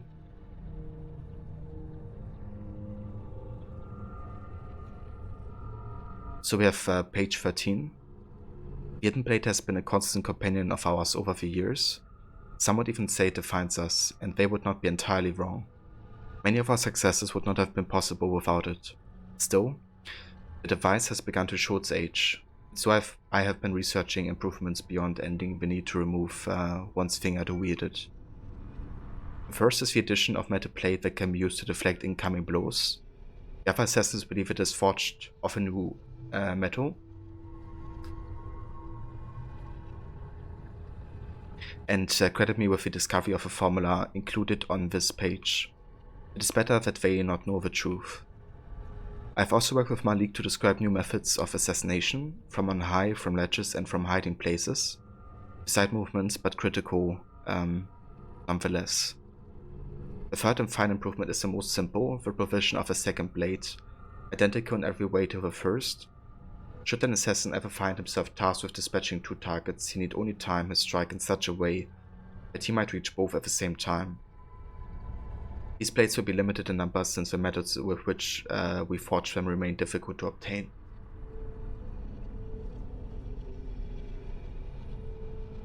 I will need to think carefully about who shall be allowed to carry two.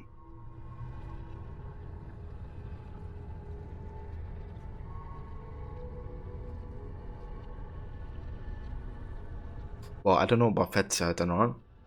The details I got to know so far have been lovely. But I guess like all, you know, everywhere, it kind of depends who you meet.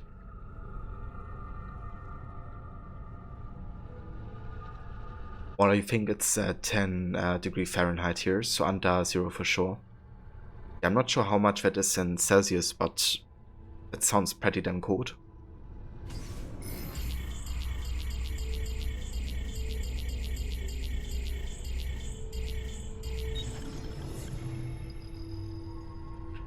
So these are like the assassination techniques.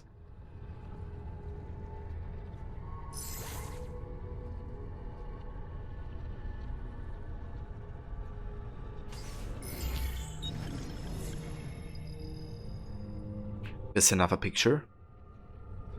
An island that potentially has two pieces of Eden. One to the north and one to the south.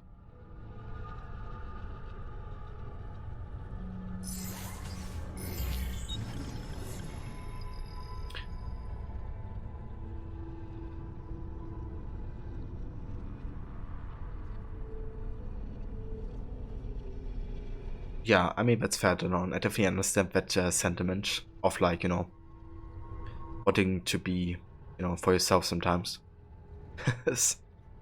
Or not want to be bothered with, you know, something. Page 16. The app is more than a catalogue of that which precedes us. Within its twisting, sparking innards, I've caught glimpses of what will be. Such a thing should not be possible. Perhaps it isn't. Perhaps it is simply a suggestion. How to know, how to be sure. I contemplate the consequences of these visions. Are they images of things to come, or simply the potential for what might be? Can we influence the outcome? Dare we try? And in so doing, Do we merely ensure that which we have seen? I'm torn as always between action and inaction, unclear as to which, if either, will make a difference. Am I even meant to make a difference? Still, I keep the journal. Is that not an attempt to change or perhaps guarantee what I have seen?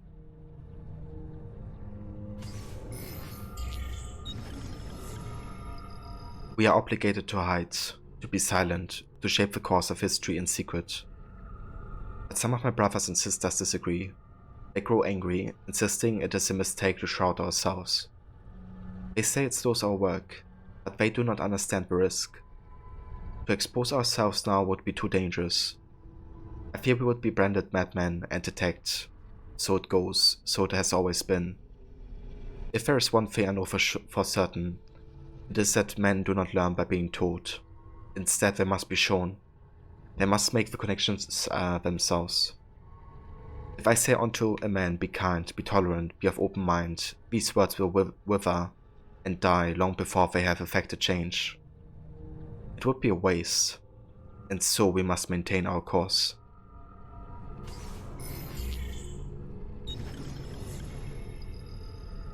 I studied the ancient pagan faiths that came before this more recent obsession with a single divine creator. They seem to have focused more on the fundamental forces at play in the world around us and less on arbitrary moral rules. The sun rises in the morning and sets in the evening.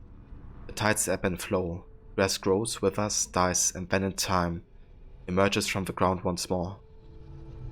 The air turns warm, then cools and back again.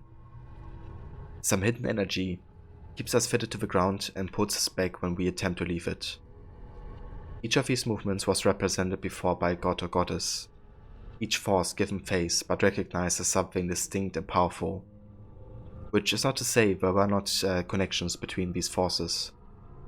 A pantheon of individual spirits, of roots, invisible hands guiding the progress of the world around us. And so here there was an attempt to categorize, study, explain and understand the way things work, even if it was flawed. But no more. Now we are asked to succumb to a far more simplified explanation. How naive to believe there might be a single answer to every question, every mystery. That there exists a lone divine light which rules over all. They say it is a light that brings truth and love. I say it is a light that blinds us and forces us to stumble about in ignorance.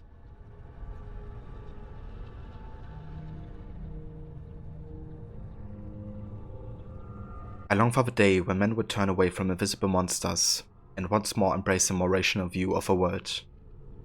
But these new religions are so convenient and promise such terrible punishment should one reject them. I worry that fear shall keep us stuck to what is surely the greatest lie ever told.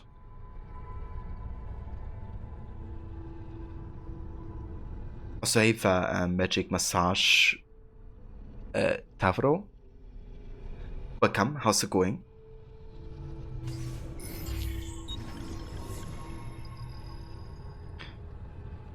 We have another picture with the running and climbing techniques.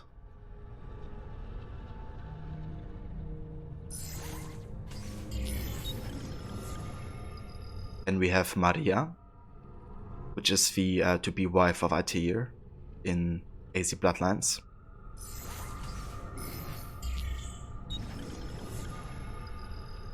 And we have page 30. Okay, I'm not gonna read this yet because it's the last page. But yeah, this is all the pages you currently have. So whenever we get a new page, we're gonna be reading it immediately, once it's deciphered. And I will also have to keep track of the pages we have read so far and have collected.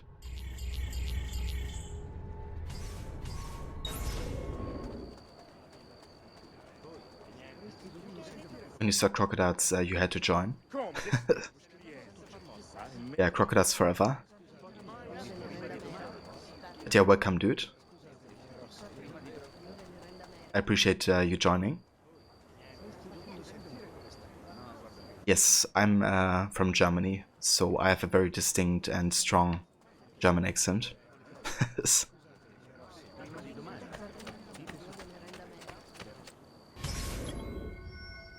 wolves in sheep's clothing. Prevent the conspirators from attacking the Medici family.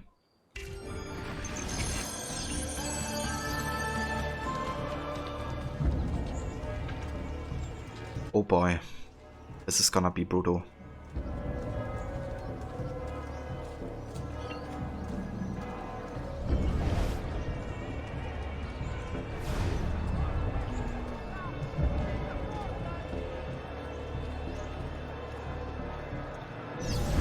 There's Lorenzo and his wife.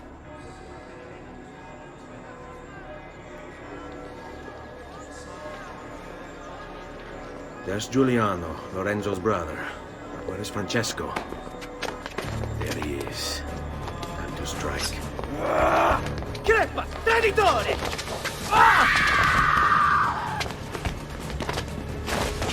Giuliano! No!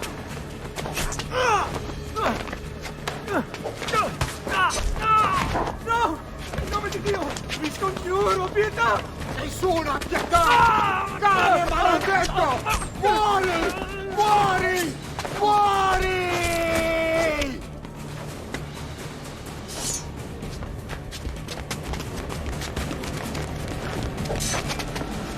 Your day is done, Lorenzo! Your entire family dies by my sword! Infame! Murder! I kill you! You brought this on yourself! Die! Just die already! Please! I need help!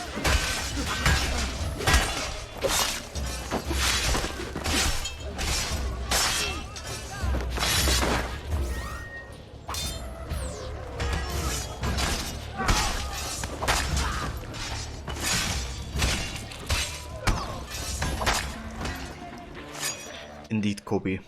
Like, holy shit, that was such a brutal way to kill somebody. Not even an assassin would do that stuff.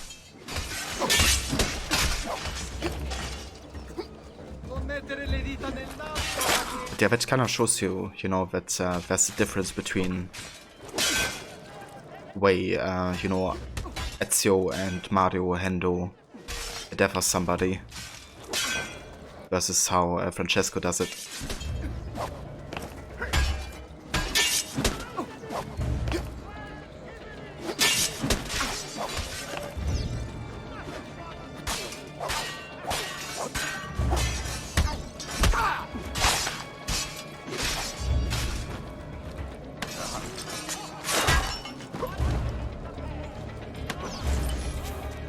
You saved my life. It's nothing. But the man who did this to you has to pay. Not now. I need help first. To my home. People I trust there. Can you...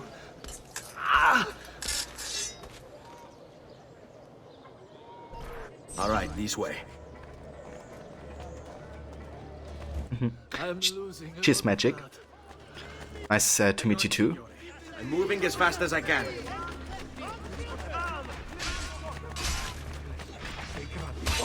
Francesco de Pazzi! I'll kill him. I'll wipe his entire family from the city. They'll be erased! Quietate, signore. Conserve your energy, or I'll be delivering a corpse. Lorenzo de' Medici, born 1449, ruler of Florence. Simultaneously keeping the dream of a Florentine Republic alive while leaving the people with very little legitimate power, Lorenzo de' Medici deftly ruled Renaissance Florence during its golden age.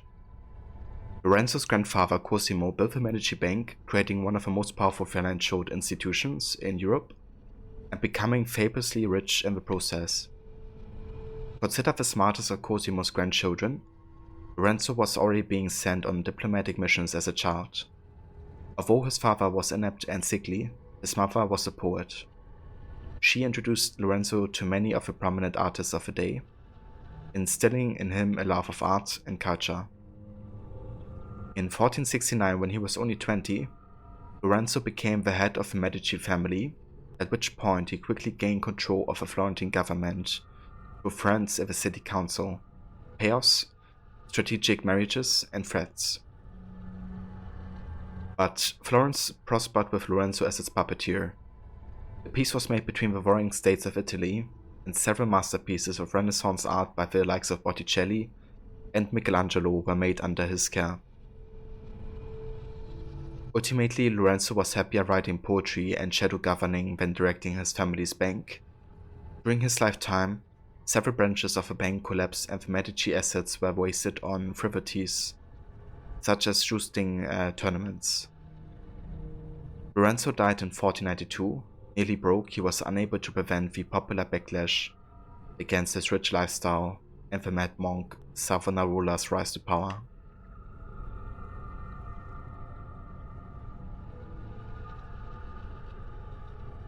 You speak Greek, Italian, Slovenian, and English. Oh, nice. Damn, that's a lot of languages. I only speak German and English. That's all I can. We're almost there now. Mercy, please. You are finished. Go! Take him down! I've not forgotten how to wage war. Ha! I'm more than capable of cutting you down. I had hoped combat could be avoided. So be it. I've not forgotten how to wage war. Ha! I'm more than capable of cutting you down. On me.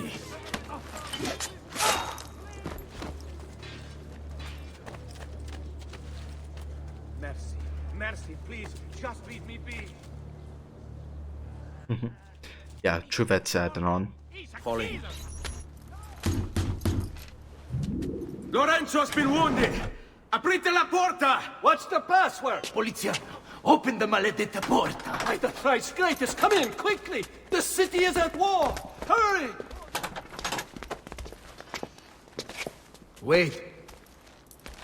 I am in your debt. Tell me, why did you help me? You are not the only one who lost a brother to the Pazzi. My name is Ezio Auditore. Ah. You're Giovanni's son. Your father was a good man. He understood honor, loyalty. The Pazzi thugs are storming the Palazzo della Signoria! We cannot hold them off much longer! No. If they get inside, they'll murder our supporters and put their own devils in power. Then my survival would mean nothing. I have to... Francesco de Pazzi. Help save our city, Auditore. Kill him. Kill him.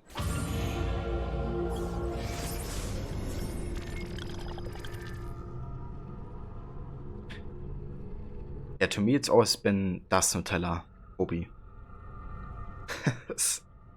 But I think the Nutella would probably make the most sense, given that Nutella is kind of like a female type of name.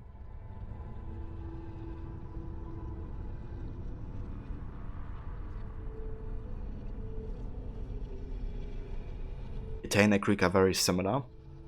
Yeah, I mean, like a lot of, especially the Mediterranean languages share like similarities, I guess, in some ways. It's kind of funny when I learned Latin in school, you know, it was like so interesting making all these connections to other languages.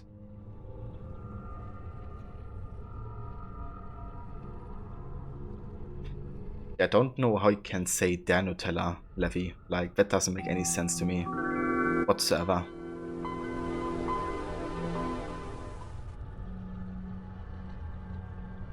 Pineapple on pizza? Yeah, I don't really prefer pineapple on pizza either. I think I would eat it, to be honest, but whenever I have a choice, I don't take it. So, you know, I'm not against like creativity on pizza, but it's not really my type of pizza. Probably maybe die Nutella Creme oder or der Nutella Brotaufstrich. But you've never heard that said? Yeah, I don't really hear that being said either, to be honest. It's always just Nutella, I guess. Also, thank you for the follow, Magic. I appreciate it. So you guys love pineapple on pizza? I'm more of a Hawaii toast guy. When I have a choice of having like pineapple with something, how do you say again? What is Herzhaft again in English?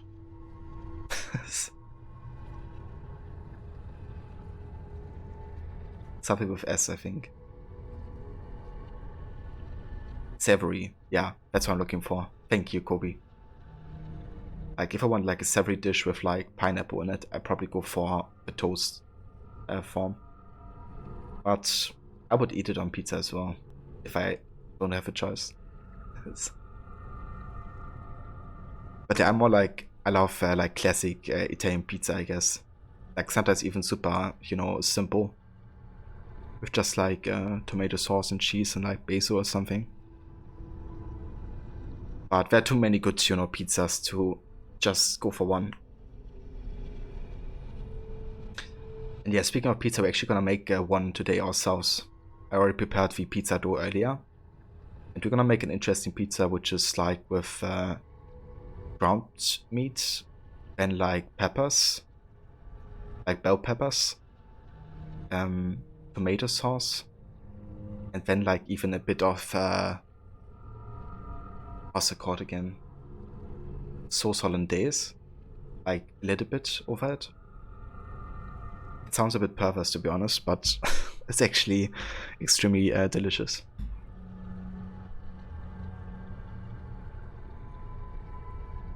Cooking stream? Well, I don't really have, you know, things set up for a cooking stream or anything. But the plan is to eventually get like a GoPro or something like that that allows me to stream. Or allows me to like send the video to my PC and to eventually do it.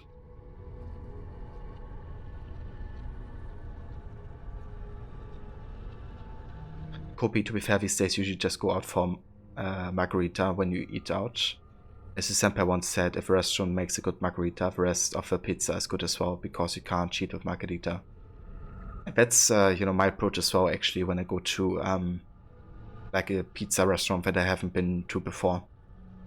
I always just go for the classic pizza, and you know, just by like kind of like concentrating on the basics. You know that once they add stuff, you know, it will still be kind of good, I guess.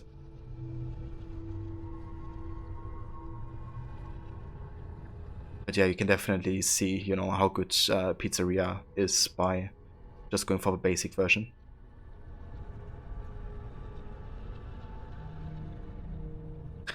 Also, I have LCS. It's going good, thank you. How are you today? We were just discussing pizza. So we have Poliziano. He was born 1454, and he is a scholar and poet. Somewhat of a prodigy, Poliziano learned Latin and Greek at the age of 10, and by 18 had already become a published author. Lorenzo de' Medici hired him to act as a tutor for his children, and made sure he received a post at the Studio Fiorentino. Unfortunately, Poliziano must not have been everyone's favorite instructor.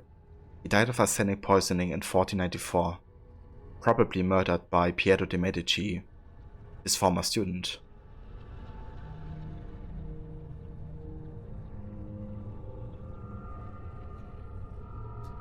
Yeah, pizza is poggers indeed. Where did I get that cool follow and sub overlay from? Well, I usually just go search myself, you know, like I search for GIFs online that kind of could fit what I choose as like sound. So, you know, one of my sub alerts is basically the frog dance, which is like a very old school meme, I guess. Then I also have Breaking Bad with Tuco saying tight. So these two are like my sub alerts. And my follow alert is basically the Windows 95 sound. And I just shows like retro wave PC type of gift because it kind of fits the whole, you know, aesthetic a bit, I guess. But yeah, it's like the Windows 95 startup sound. Coffee follow. Francesco de Pazzi. Brought up as a noble in a city captivated by the newly rich Medici family, Francesco was taught to hate the middle class and its social climbers. Dismayed, he watched as the Medici bank eclipsed his own, and centuries of influence over the Florentine government slipped away. It looks like the Spaniard offered him a solution. Rather than compete in something as dirty as banking, Francesco only had to do one thing for the Templars, one thing to put the middle class in their place for good. Kill the Medici. Giovanni Auditore tried to stop Francesco by putting him in jail, but the Templars took care of that.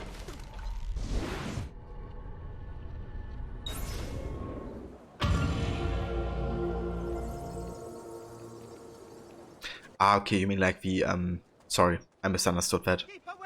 So yeah, the overlay is, the glitch overlay made by Nerd or Die. They do like, all kinds of overlays. But yeah, this one is called glitch. Signori, I saw Francesco lead a battalion around the back of the Palazzo della Signoria. I fear he may be seeking another way in. Go, before it's too late. Do what you can!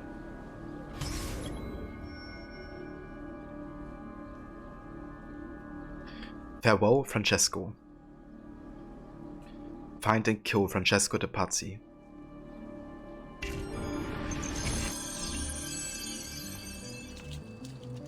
It's actually free. Yeah. Like part of the overlay is free. Not all of it, but kind of like the alert box on the top left is free. And also the chat box as well. But if you want to get the entire package with like all of the overlays and stuff, you have to pay extra. But yeah, that's a good thing about Nerd or Die. Like in general, you can just go on like different packs, and some parts of the packs will be like free to download, and it's very easy to like kind of get started with that and help you start out, you know, if you don't really have resources to work with at the start.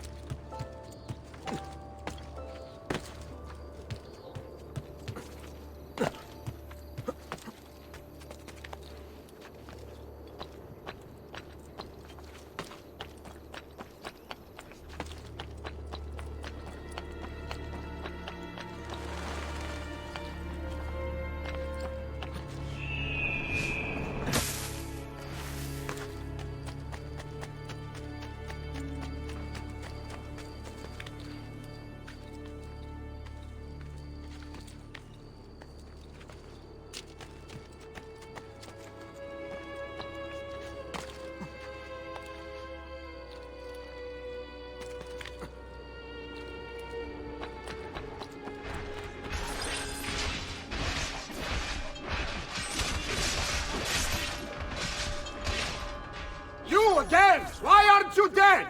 Men! Slaughter him!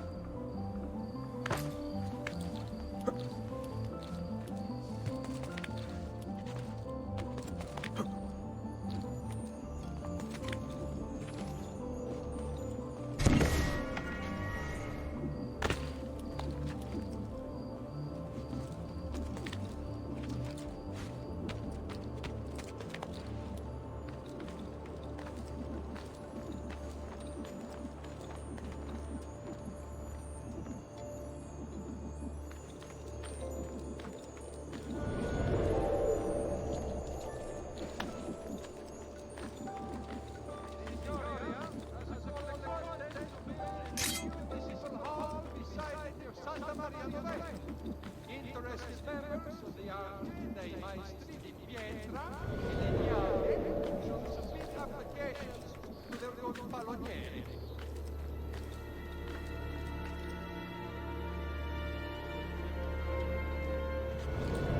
Attenzione! Oh, the boy So you drawn some blood. My men will make short work of you. Desist! You're only delaying your inevitable and painful end. What do you think you're proving? That you're a loyal servant to that dog, Lorenzo? Death shall be your reward. I grow tired of this game. Guard! Finitelo! Guards! Guards! No one's coming. It's just us now. Maledetto che il diavolo ti porti! Stammi lontano! A jump. Respectful that he actually took it.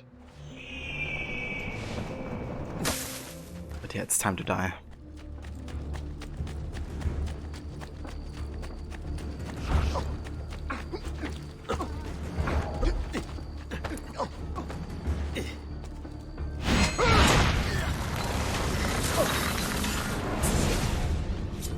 Now Firenze will judge you for what you've done. It's over.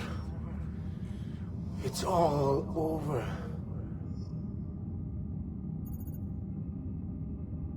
Meglio essere felici in questa vita che aspirare a esserlo nella prossima.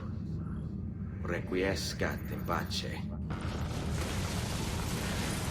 Libertà! Libertà! Libertà! Libertà! Libertà! Popolo e libertà! Libertà!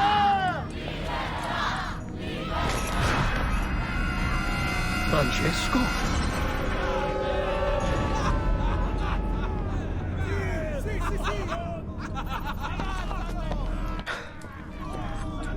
Jesus.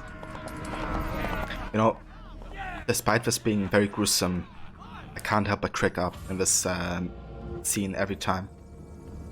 Because, you know, they're like falsely, of course, Jacopo's like, you know, falsely saying Libertà and kind of like making everybody say that. And then, you know, when they hang Francesco, they're like, si, Libertà. It's just very dark humor, I guess, by the ones on the rooftop.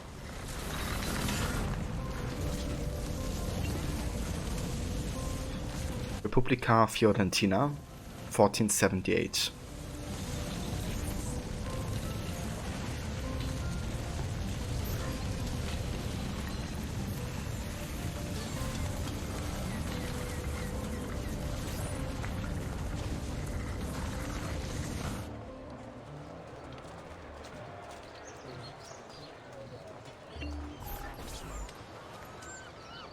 When I was 6 years old, I fell into the Arno. I soon found myself drifting down and into darkness. Certain my life was at an end.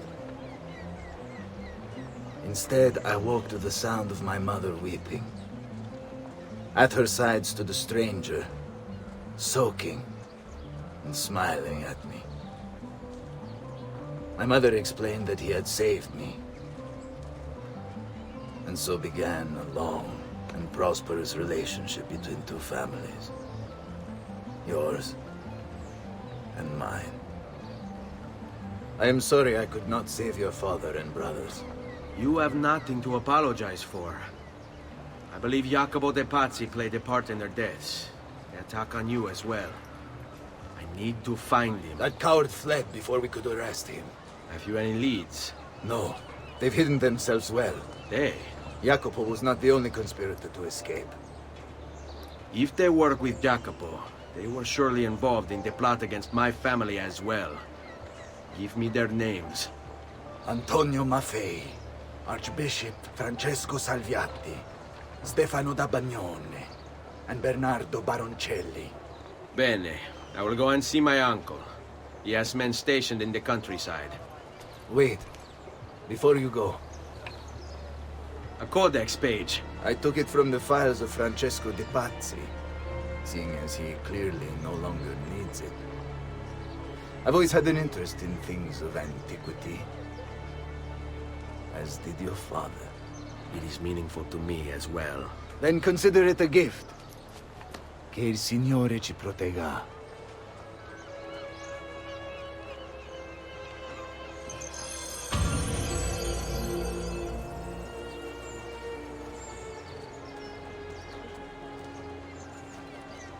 Also, speaking of pizza, this is the pizza flag. Yes.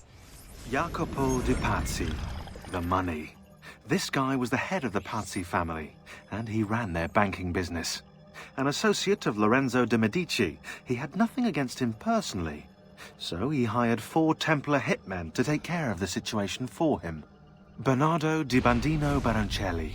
Brought up to hate the Medici family for the exile of his cousins, Baroncelli ran the numbers in the Pazzi bank by day, and murdered for the Templars at night. It was Baroncelli who delivered the first blow. Stefano de Bagnoni. Known for his cruelty, Bagnoni was trained in Rome as a Templar butcher. It was Bagnoni who stabbed Lorenzo de' Medici in the back. Antonio Maffei. Witness to the sacking of Volterra by Florentine mercenaries, Maffei blamed Lorenzo. He joined the Templars to seek revenge. It was Maffei who slashed Lorenzo's neck. Archbishop Francesco Salviati. Convinced he would be the next Archbishop of Florence, Salviati was enraged when Lorenzo stood in his way. But the Templars were there to heal his wounds. It was Salviati who marched their troops into the city. So yeah, Betavi Pazzi conspirators, led of course by Jacopo de Pazzi.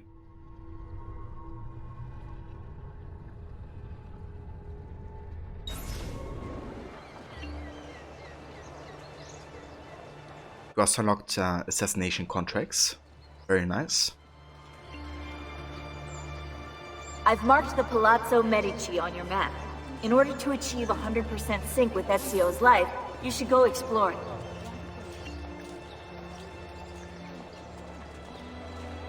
And we also unlocked our first Templar lair. Excellent. So yeah, guys, this is the point where we're gonna continue the next time we're gonna be playing this, which will be most likely next week, Tuesday. The weekend we're gonna be playing the other 2 games we currently have going on, which is of course Need for Speed Underground 2 and The Lord of the Rings: The Third Age. Yeah, we're gonna come back to AC for Tuesday and Wednesday, and then also again on Friday, I think, as well. But yeah, guys, this shall be it for today. So I want to thank you all very, very much for coming by and joining. I definitely hope to catch you on the weekend streams, of course. If not, hopefully the next time we're going to be playing AC2 again. That's the voice, Eric. Thank you for being here, dude, and for joining. Will you be streaming today at all, Eric? Do you have any plans for streaming?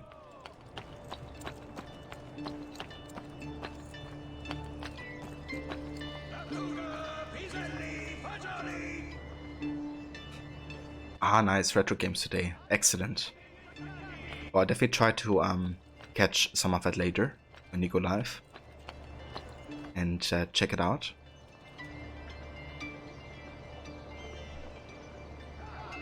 And make sure to go ahead and give you a proper shout out here as well. So guys, if you haven't checked out Eric's channel yet, he's a great streamer.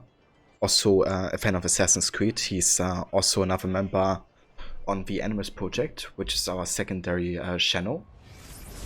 It's kind of like a team effort channel where multiple people stream different AC games on, and you know, kind of discuss them and yeah, celebrate everything Assassin's Creed really. So definitely recommend checking that out as well. Over here. If you want to check out more streamers of the community, I'm sure you have recognized some of them in chat already, because they are frequent visitors and followers and, you know, active in chat. But yeah, there are also streamers, and pretty much all of them big fans of Assassin's Creed.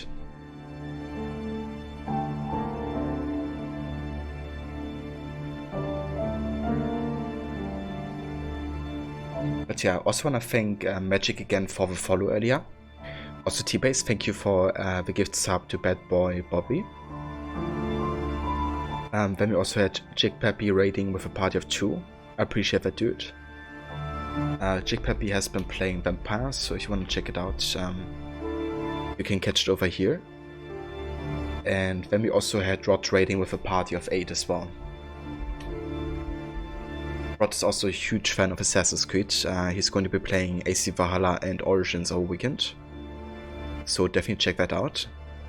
But he's also playing all kinds of other games during the week, like GTA, Red Dead, Tomb Raider, and others. And I also want to give a shout out to Mona, who's been playing Vintage Story, but he also plays SnowRunner and Minecraft and lots of other games. Very community interactive. But yeah guys, I think for now we're gonna... Actually we can raid Leatherdecker 4. He's a good friend of Morus, and he's currently playing Dark Souls 2. Also haven't raided him in ages, or talked to him in ages, so let's see how he's doing.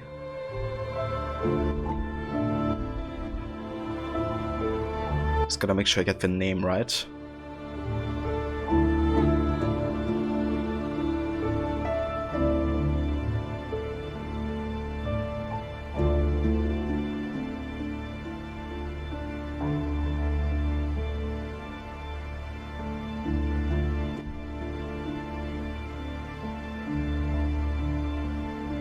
That's the voice, Mona. I appreciate you being here, dude, and supporting this stream. Definitely hope you have a good start into a weekend. And yeah, guys, I will catch you over at Leatherdecker 4. Take care, guys.